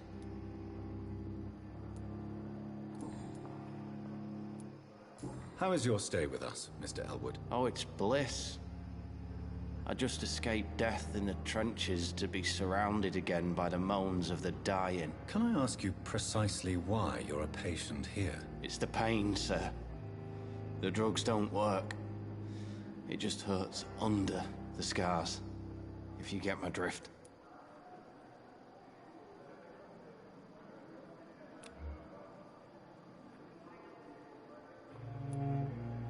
Who is treating you? Is someone in particular looking after your case? Nobody since the old and tired doctor spoke to me. Started to think I was forgotten about. Wouldn't blame you. You don't seem worried by that. My face hurts so much more when I smile or cry. I've learned it's easier not to speak. But be assured I'm smiling inside. Can I do anything for your pain? Nurses gave me a bunch of pills. No effect. Told you. It's like the flames are under my skin, burning away.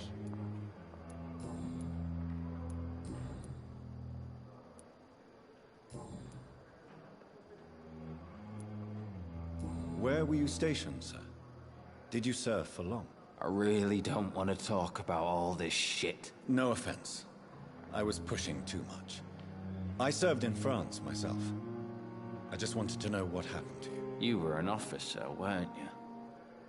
Then I doubt we fought the same war, sir. No offense. How close are you to Miss Hawcroft? Are you aware that she thinks she is a vampire? To wait for her next nibble is the best reason to stay here. Every time she approaches my bed, she treats me like something tasty. A normal person. Aren't you afraid? She may hurt you if the game goes too far. She's quite harmless, I can assure you. Her head's broken inside is all. While I'm busted on the outside. But she's still beautiful. Living proof that there's hope for me.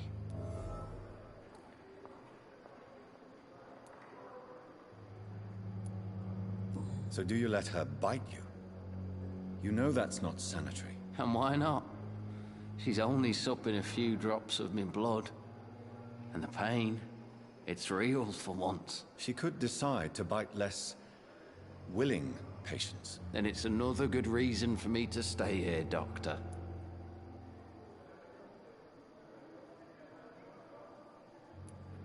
You do realize she's mentally disturbed. It's called the Cottard syndrome. She truly believes she's a vampire. In her madness, she never refers to my scars. And frankly, if I could, I'd join her world. It seems much more fun than the real one.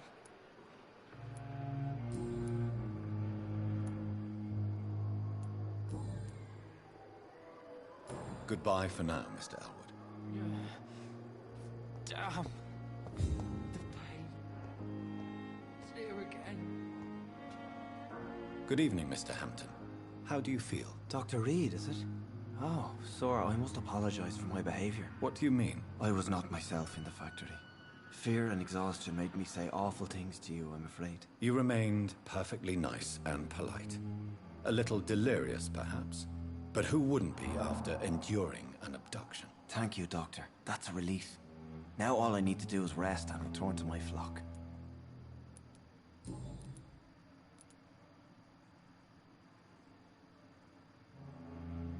Do you know Tom Watts, the bartender from the Turtle? I met him before I found you in the canning factory. Tom? Yes, of course. Always the helping hand, good old Tom. Without men like him, corruption and despair would have wiped out the East End long ago.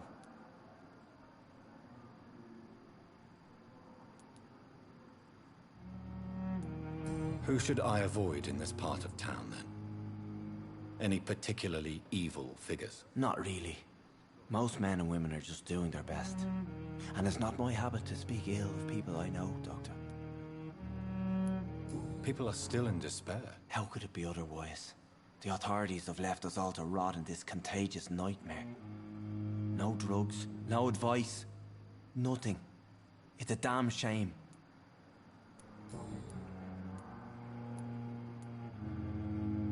How did you end up in William Bishop's den? I had received alarming news about his recent behavior. I went to his place and he refused to let me go. Why did he abduct you? William was an alcoholic. His addiction suddenly changed to blood. I don't know why. Just like a patient I met here. This Miss Hawcroft. You dared to enter this awful place alone. You're a hero, Mr. Hampton. Or a fool. I'm just a man trying to help his friends, Dr. Reed. William Bishop was a conflicted soul, searching for light. What is the general situation in the East End docks? The situation has always been tough, with a lot of tensions between the gangs and the dockers' trade union. The Wet Boot Boys are very nervous since they lost their leader. Who leads the gang now? Since Clay Cox went missing, it's his wife Edwina who runs the show, with the assistance of her minion, Booth Digby. Has the gang been threatening you? Ah, no. I've had this nickname for so long, you know, the sad saint of the East End. No one dares to bug a saint, not even criminals.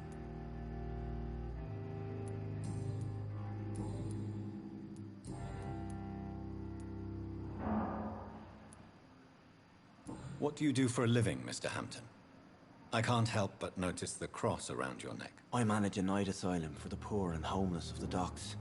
And I try to guide the lost and hesitant on the right path to our Lord. Are you a priest, Mr. Hampton? A deacon, maybe? Not at all, Doctor. I'm just a man of faith willing to preach the good word. Why didn't you use your cross against William Bishop? To repel him somehow? That's a very strange question, Doctor. A cross is no magical token, if that's what you were trying to say. Not mine, anyway.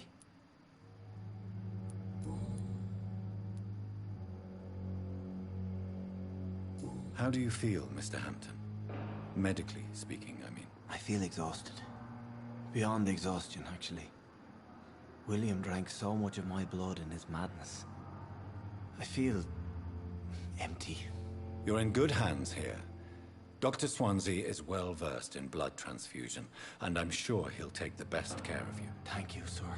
I believe all I need is rest. And then I can go back to the people who need me. Have you made friends since you arrived? Not really, but I recognize Miss Harriet Jones. I knew her when she lived by the docks. That poor woman had such a miserable life. You never came to see her here at Pembroke? Receiving visits when sick can be an important part of the healing process, you know. We're not just bodies. You're preaching to the converted now, Doctor. To be truly honest, I thought she was dead. She left the docks many months ago.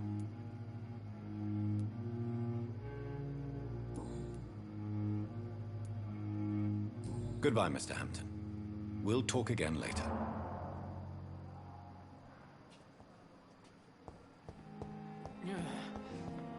Damn.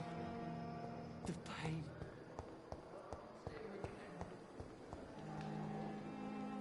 Good evening, Miss Howcroft.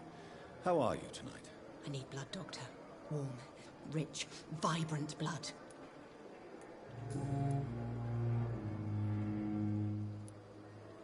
Tell me, Thelma, why do you feel so attached to Mr. Elwood? Why him? I'm not sure, Doctor. I think we have a bond of some sort. We've both suffered so much. He's the only mortal I find interesting.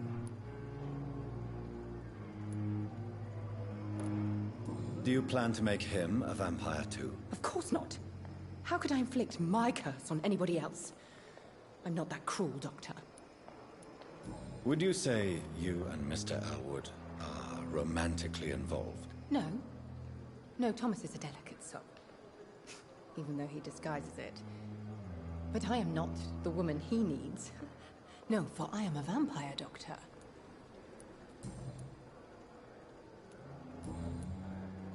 I'll leave you, Mistress of the Dark, to your nocturnal activities.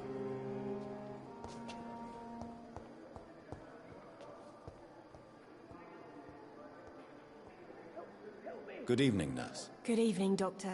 I don't think we've been introduced yet. My name is Pippa Hawkins. And I'm Dr. Jonathan Reed. Dr. Swansea has recently offered me a position in this hospital. Well, it's a euphemism that your help will be appreciated, Doctor.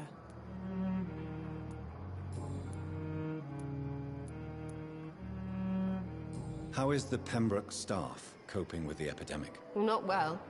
Milton, the ambulance driver, is even more grumpy than usual, especially concerning doctors. Why is Milton grumpy on a daily basis? Is it just an act? Milton's not the kind of man who's bothered about a bad reputation, whether he deserved it or not.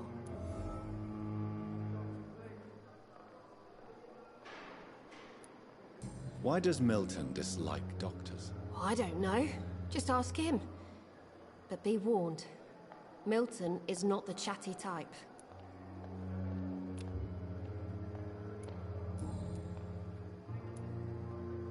How long have you been a nurse? Or long enough to see that the epidemic is winning. And no matter how qualified you are, don't tell me you'll change that.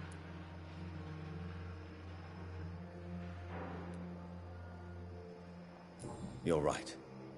When dealing with such a terrible disease, one must remain humble. But that doesn't mean we shouldn't try our best. Sorry, Doctor. I don't want to sound bitter, but I'm just too tired to give a pep talk like Nurse Brannigan. How would you describe the situation at the Pembroke Hospital? It's serious. The flu is wreaking havoc amongst the staff and patients. We are running out of everything. You must get a hold of yourself, nurse. Sorry, I'm exhausted. No one has any idea when this epidemic will be over.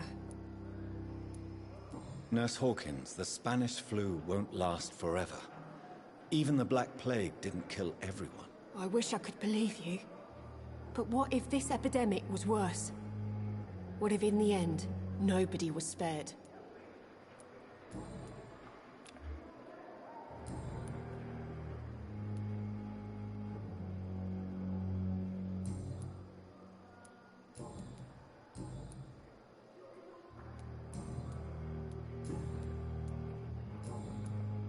Goodbye, Nurse Hawkins.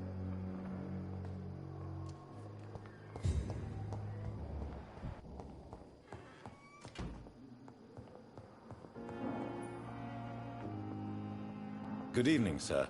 I'm Dr. Reed. I believe we're going to be colleagues. Reed? Yes, I've been informed about your arrival. I'm Waverly Ackroyd. Welcome aboard, I suppose. Does my arrival inconvenience you in some way, Dr. Ackroyd? Let us just say that I don't particularly share Dr. Swansea's enthusiasm for hiring you. What we need here are reliable professionals, not overrated dabblers.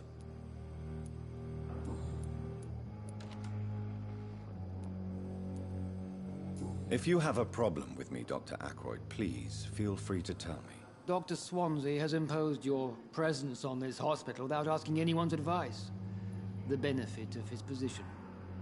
But I don't agree with it. I know we've never met before, but I believe this hospital could use all the help it can get. You will agree with that, I'm sure. Oh, but I have heard about you, Dr. Reed. Of course, you can't say the same about me, since I have not wasted my time courting the press.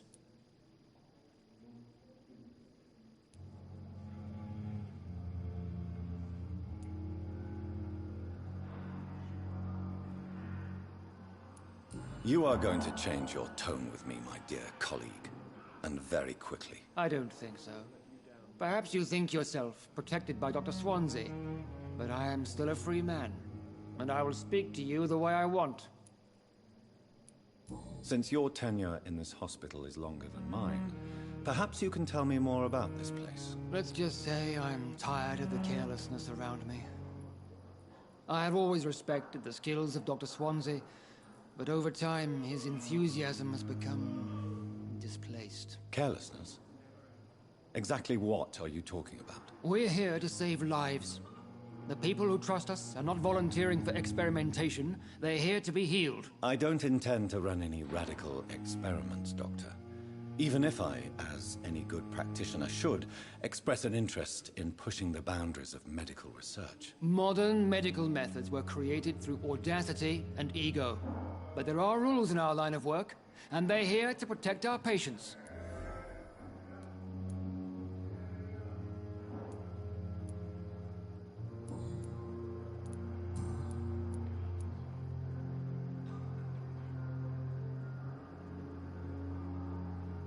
I don't know what you've heard about me, but I have already proved my value as a practitioner. I don't question your skills, Dr. Reed, but your motive. Is it money, fame, or are you truly dedicated? And what exactly is that supposed to mean? I served in the war just like you. But unlike you, I did not use the wounded to play the modern sorcerer. Be careful what you insinuate, Dr. Ackroyd. I only want you to admit you used those men to improve your theories.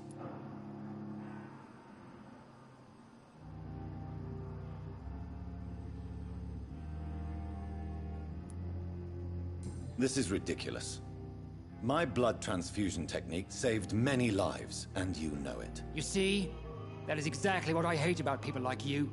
You avoid this kind of accusation instead of facing reality. It seems you have bad memories of your military service. I refuse to see this industrial slaughter as scientific progress. War only reveals the worst in men. We can at least agree on something, Dr. Ackroyd. Thank you for your time. We'll talk later.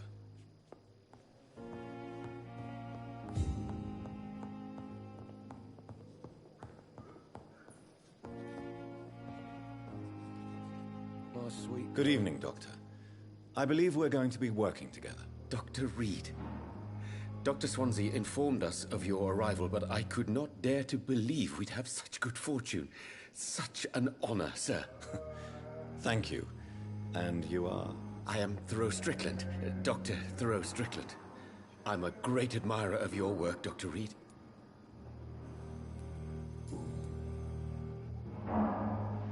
Please, could you tell me something about yourself? I'm a great admirer of your work concerning blood transfusion, Dr. Reed. I run my own experiments. I'm convinced it's the future. I based my technique on my mentor's research. He helped me perfect my method. What is yours? I'd rather not talk about it. For now, it's just theories and first approach. My process is purely experimental and unsuccessful. As long as you're cautious and methodical, you may remain empty-handed, but you won't fail. You're not the first one to warn me.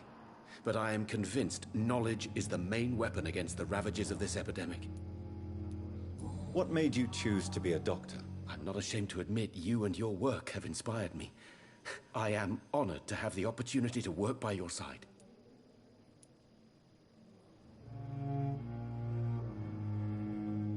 It's always a pleasure to share scientific and medical knowledge with someone eager to learn. I'll be glad to help you if I can. This epidemic may be the century's most terrible disaster, but I'm convinced that we, as doctors, are the only ones able to defeat it. What can you tell me about the Pembroke? Well, it has always been an honor to work with Dr. Swansea. But with your arrival, I can't think of a better opportunity to learn about blood transfusion. Do you need help with anything in particular? Well, yes, maybe. I'm waiting for a batch of products I ordered for my personal research, yet my supplier seems to have vanished. Do you want me to play the errand boy for you? Oh no, Dr. Reed. But if you went personally to his shop, what with your reputation and all, he wouldn't dare to refuse the products I need. I see. Well, give me the address, for I may pass by if I have time. You seem quite optimistic. It's a rare and precious attitude in these difficult times. I'm convinced that this epidemic is a test of endurance and dedication for us men of science. Questions remain about our capacity to resolve the situation. True. Last summer, during the first wave of the epidemic, I used to joke with Milton about the extra work. We're not smiling now.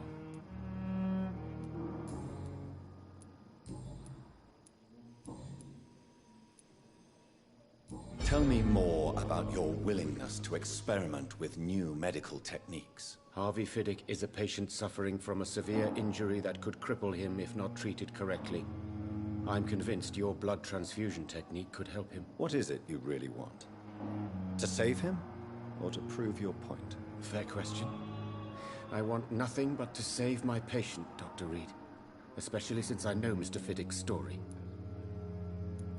Tell me Mr. Fiddick's story. Our first diagnosis was compromised because Mr. Fiddick lied to us about the real origin of his injury. He first claimed it was an accident. But why would he hide such crucial information from us? Because he is a proud father, ashamed of putting his children at risk because of his own negligence. This personal involvement could also appear to be a lack of impartiality.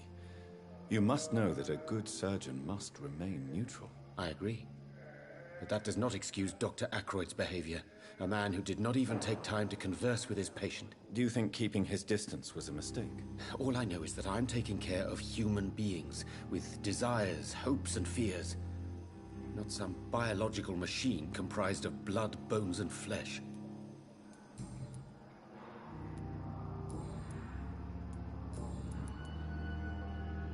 What do you think of Dr. Ackroyd's aversion to modern medical methods? It's a shame he's so narrow-minded. Dr. Swansea taught me that science is about exploring uncharted territory. I'm convinced that's true. With the influenza and all that's going on, you should put your differences aside, don't you think? Why is it so difficult to work together? I believe that if Dr. Ackroyd had been the one to discover the transfusion process, he would be the first to recommend its use. So you believe it's just a question of jealousy and pride? Dr. Ackroyd is as proud as he is blinded by his obsolete concept of medical science.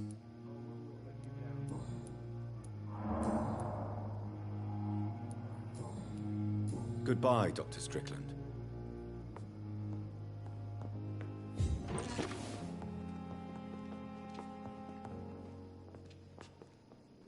Good evening, sir. I'm Dr. Reed. May I help you? I don't know if a third opinion is needed. Your colleagues are already arguing about my condition. I see. Would you mind telling me more about your situation? I'm Harvey Fiddick. All I want is to get me bloody arm fixed properly.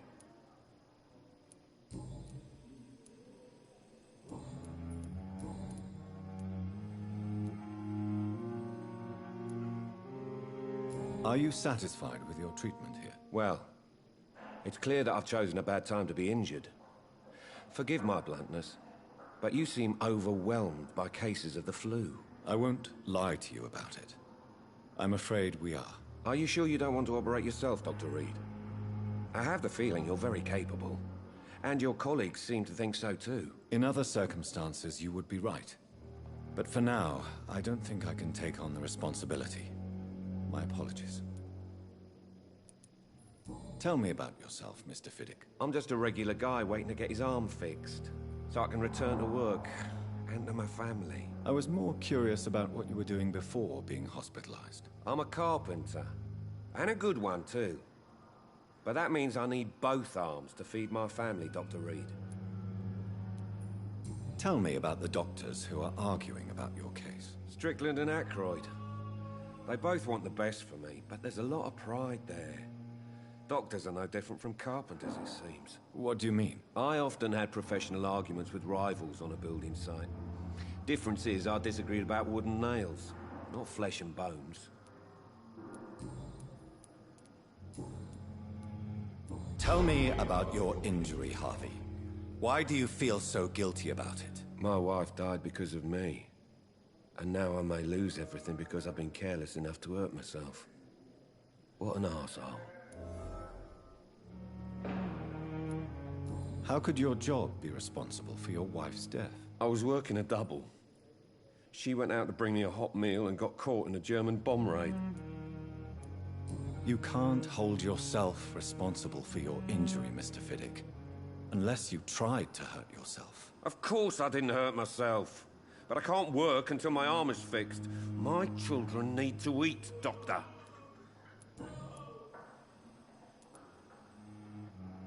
Tell me more about the death of your wife, Harvey. 1915. I was in the army. Building workshops for the Royal Flying Corps. Helen was happy I wasn't sent to the front. What happened? The Germans sent Zeppelins to bomb the construction site, but they missed their target. My wife was bringing my dinner when the bombs fell. How are your children after losing their mother? They were smaller then. The only good thing about this is my Helen didn't bring them with her that night. I'm sorry for your loss. So many died during the bombings. I served in France and witnessed the carnage there. I would like to say that she didn't suffer. Truth is, I have no idea. I just know that I'm all that me kids have. Poor little bleeders.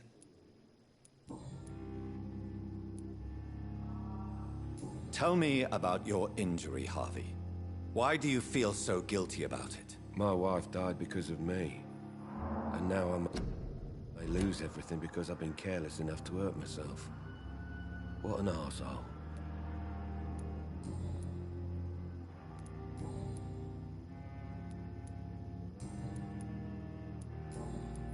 Goodbye for now, Mr. Fiddick. I'll see you later. You always knew the words to calm the children, Helen. As for me, what a blundering idiot.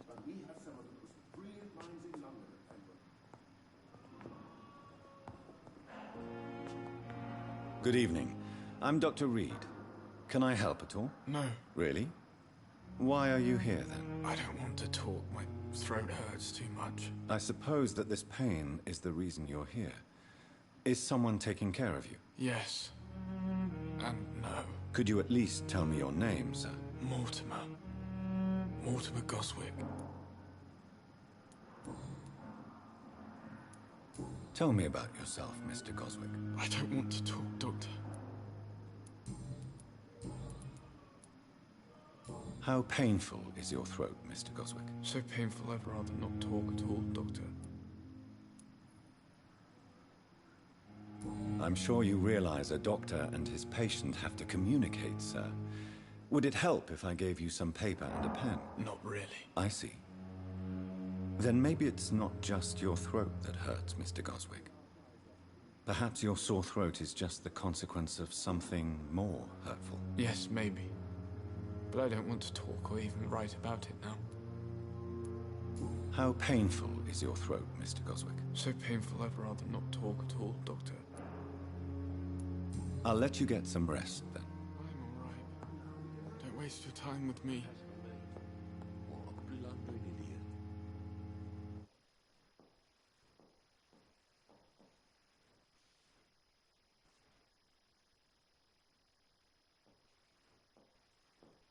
Good evening, sir. I will not let you down, my boy. Good evening, madam. Can I help you? It's my son who needs you, sir. I'm Dr. Jonathan Reed. How can I help your son? I'm Beatrice Goswick, mother of Mortimer Goswick. Could you check on him, please, Dr. Reed? I've heard much of your talents as a physician.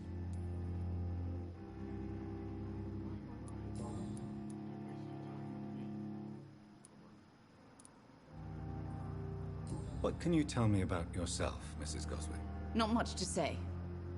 Just take care of my Mortimer and I'll cover all the expenses. That's all that matters. Are you really that rich? Most of the patients here are of a more humble origin, if I may say so. Yes, thanks to my husband. May he rest in peace. I can cover any needed medical expenses.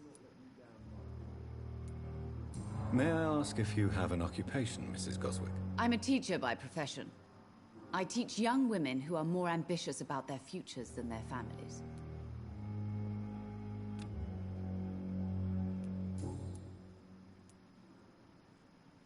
What do you think of your reception here?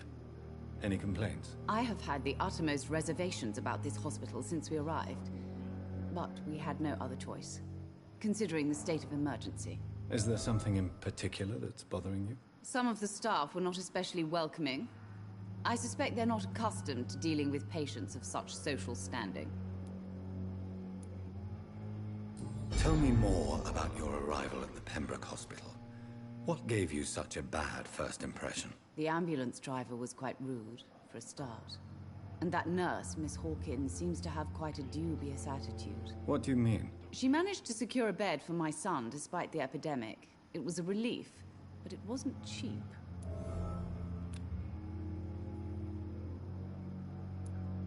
She charged you for a bed? Yes, and I paid without question, considering the urgency of the situation. I share your concern, Mrs. Goswick. Be sure that I'll talk to the people involved. I don't expect compensation, Dr. Reed. But I'm aware such behavior would not be tolerated in other hospitals.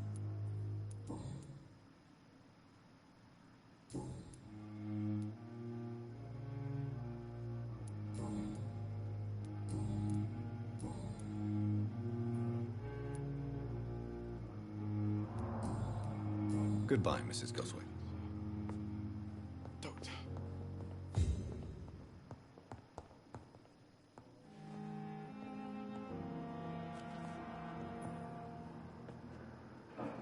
Good evening, Dr. Strickland. And good evening to you, Dr. Reed.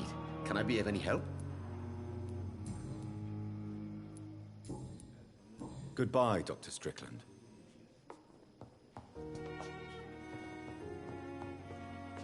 What can I do for you, Doctor? What kind of man is Dr. Swansea? Well, you accepted the job from him. I thought you would have known about your employer. Apologies, I've only just met him the once. This is sudden. I've only just returned to England. Dr. Swansea is a brilliant surgeon and the most compassionate physician. Thank you, Nurse Crane.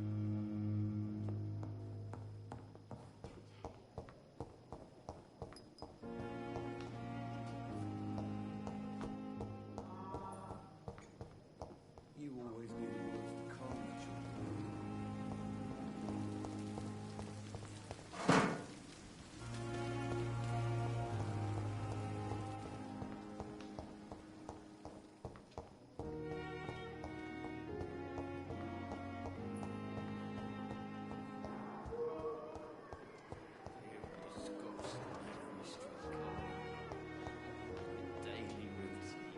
Good evening, Miss Howcroft. How are you tonight? I need blood, Doctor.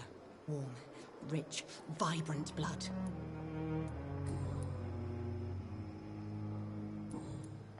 I'll leave you, Mistress of the Dark, to your nocturnal activities.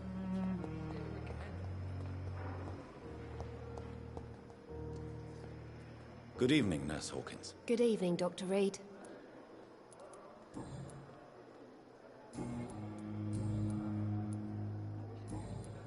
Goodbye, Nurse Hawkins. Daily routine.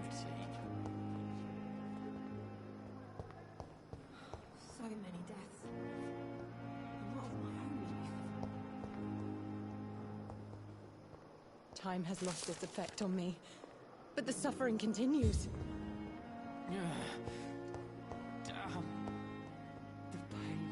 Hello again, Dr. Reed. I feel better already. Can I go soon? Goodbye, Mr. Hampton. We'll talk again later.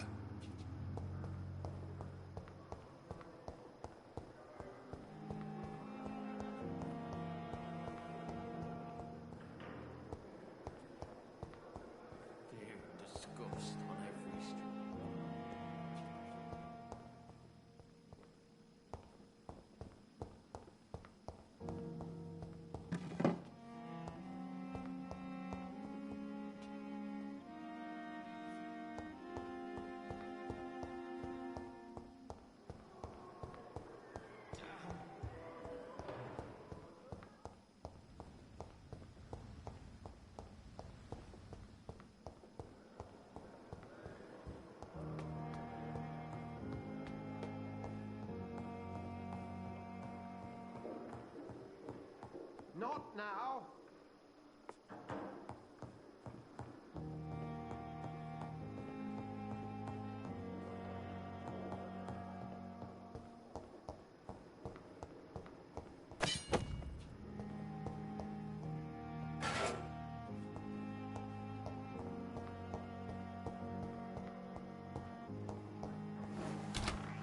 This must be the place. It's definitely away from prying eyes. Relegated to the shadows. A kingdom of my own. At least I won't be sleeping in a coffin.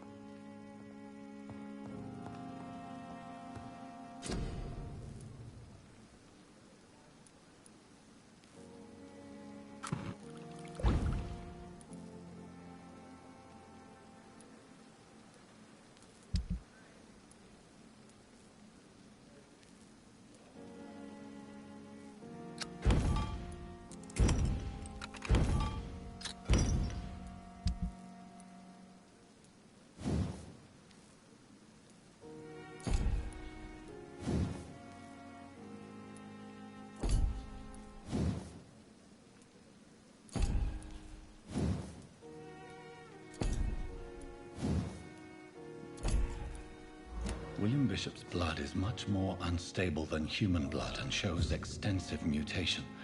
But this is not what happened. The sun is about to rise. I can feel it. I'll continue tomorrow night. I have so much time now.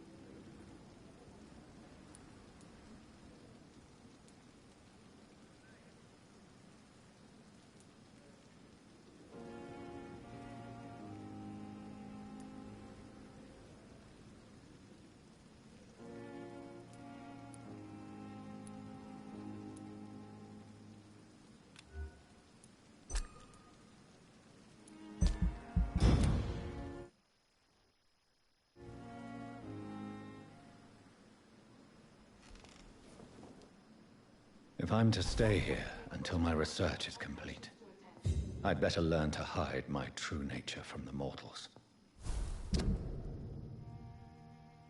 But what about my thirst for blood?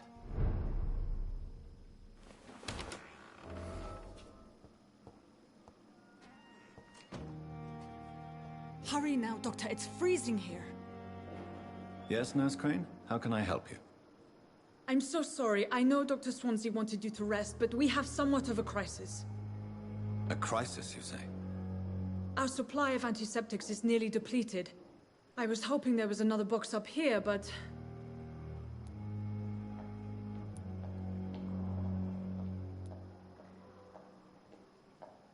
Sorry. There's nothing here. Some of the patients won't last the night without them. Honestly, sir, I'm beside myself. I may have a solution. In France, during the war, drugs shortage was a daily problem, and we had to use our wits to overcome the shortages. However do you mean? If combined correctly, certain household chemical products can be used in a pinch instead. Now, where's the hospital storeroom? The storeroom? Fat chance. This is the Pembroke, and space is luxury we don't have. Everything used to be stored in the old morgue. Perhaps I should look there first. Where is this morgue? It's the large building behind the hospital. You'll need to go in the back door because it's been sealed off for sanitary reasons. Take this key. It opens a small back entrance at the end of a narrow street. The abandoned morgue behind the hospital. A small door at the end of a narrow street. On my way then. Thank you, nurse.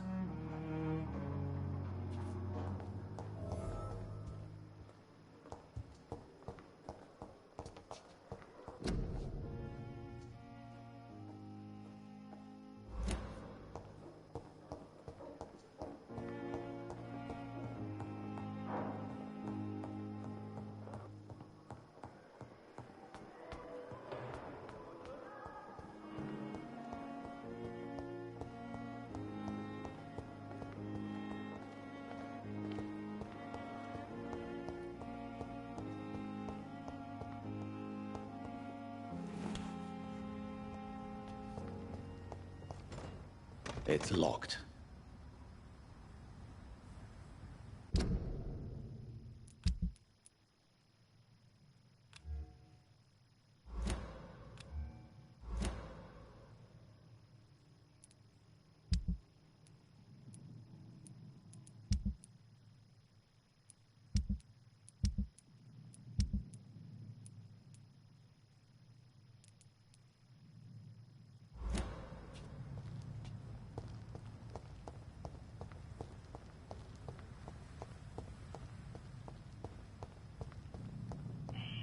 Scowl voices in the garden. I should investigate. If they were to find somebody...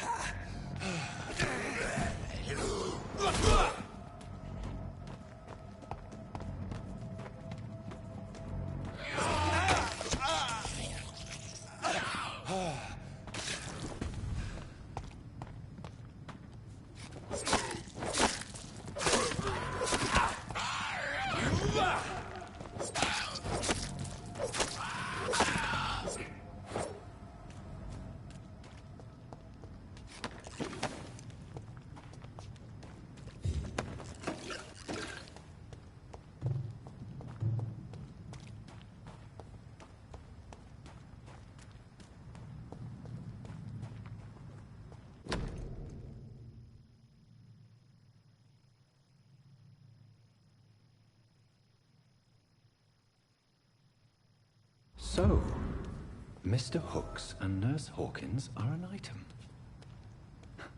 Those two have hidden their affections well.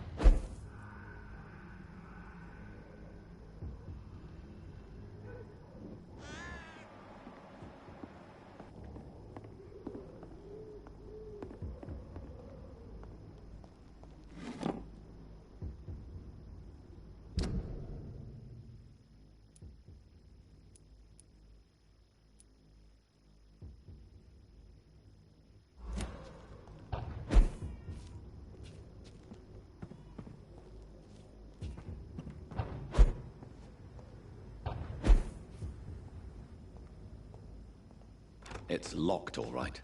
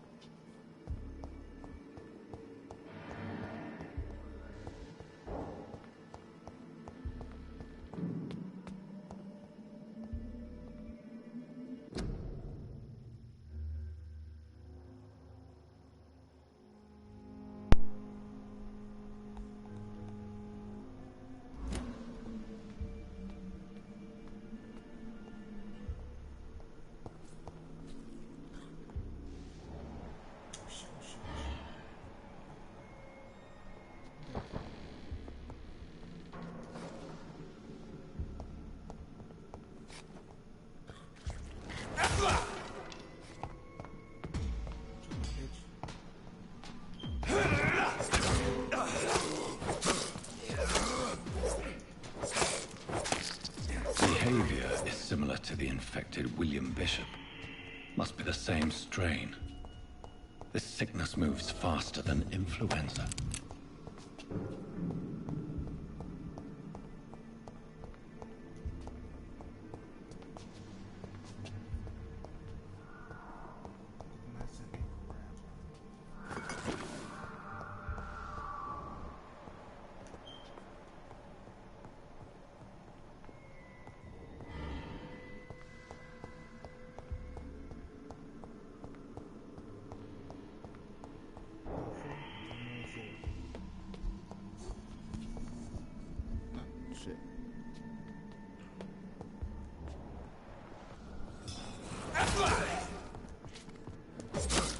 Bang, bang, bang, bang, bang.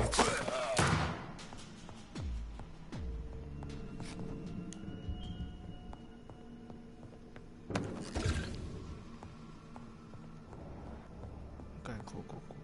Good, good.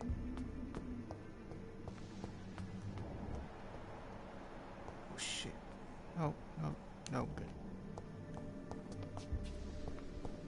That's it.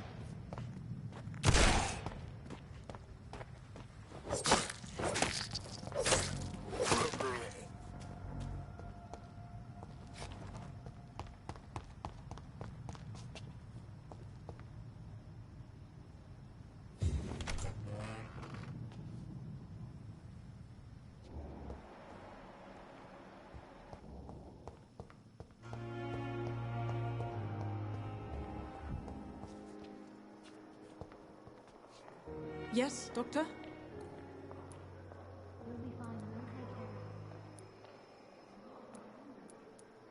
Exactly how bad is the supply situation here at Pembroke? It really depends. Dr. Swansea deftly works his society contacts for monies, but with the quarantine, well, we're in God's hands. Why then do you always work the nights? Don't you ever sleep? At the Pembroke, we're always hands on deck. Your dedication to the Pembroke does you credit, Nurse Crane, but when do you sleep? We staff get our sleep when we can, Doctor. Nursing is a vocation, not the labor of a journeyman. Lack of sleep and the medical profession always ends in disaster. I've witnessed many a colleague succumb to stimulants to fight exhaustion. Drugs were as deadly as bullets in the trenches. London's trenches start here at Pembroke Hospital. We are on the front line, make no mistake. Please, could you point me in the direction of the morgue again? It's the large boarded-up building behind the hospital. You can't miss it. The key I gave you will open the small back door to it. That's all for now, Nurse Crane, thank you.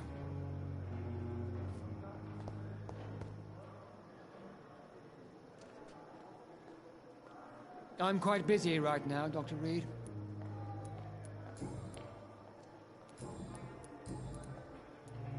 Tell me, Waverly, what do you think of Dr. Strickland's enthusiasm for his experimental research? Strickland is playing with his patients' lives for pride and glory.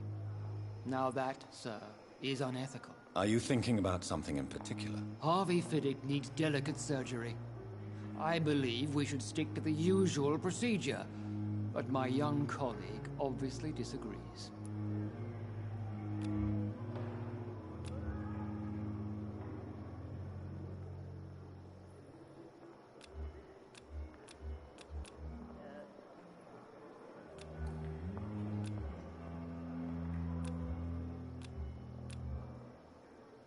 Do you need my assistance? Not at all.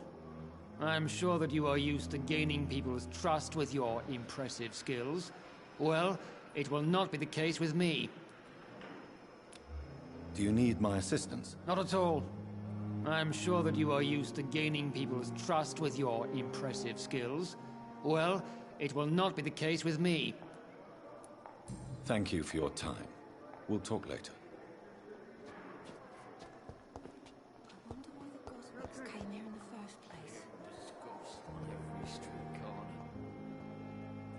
Good evening, Nurse Hawkins. Good evening, Dr. Reed.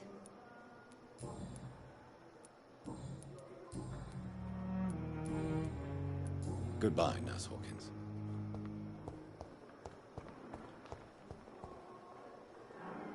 Good evening, Miss Howcroft. How are you tonight? I need blood, Doctor. Warm, rich, vibrant blood.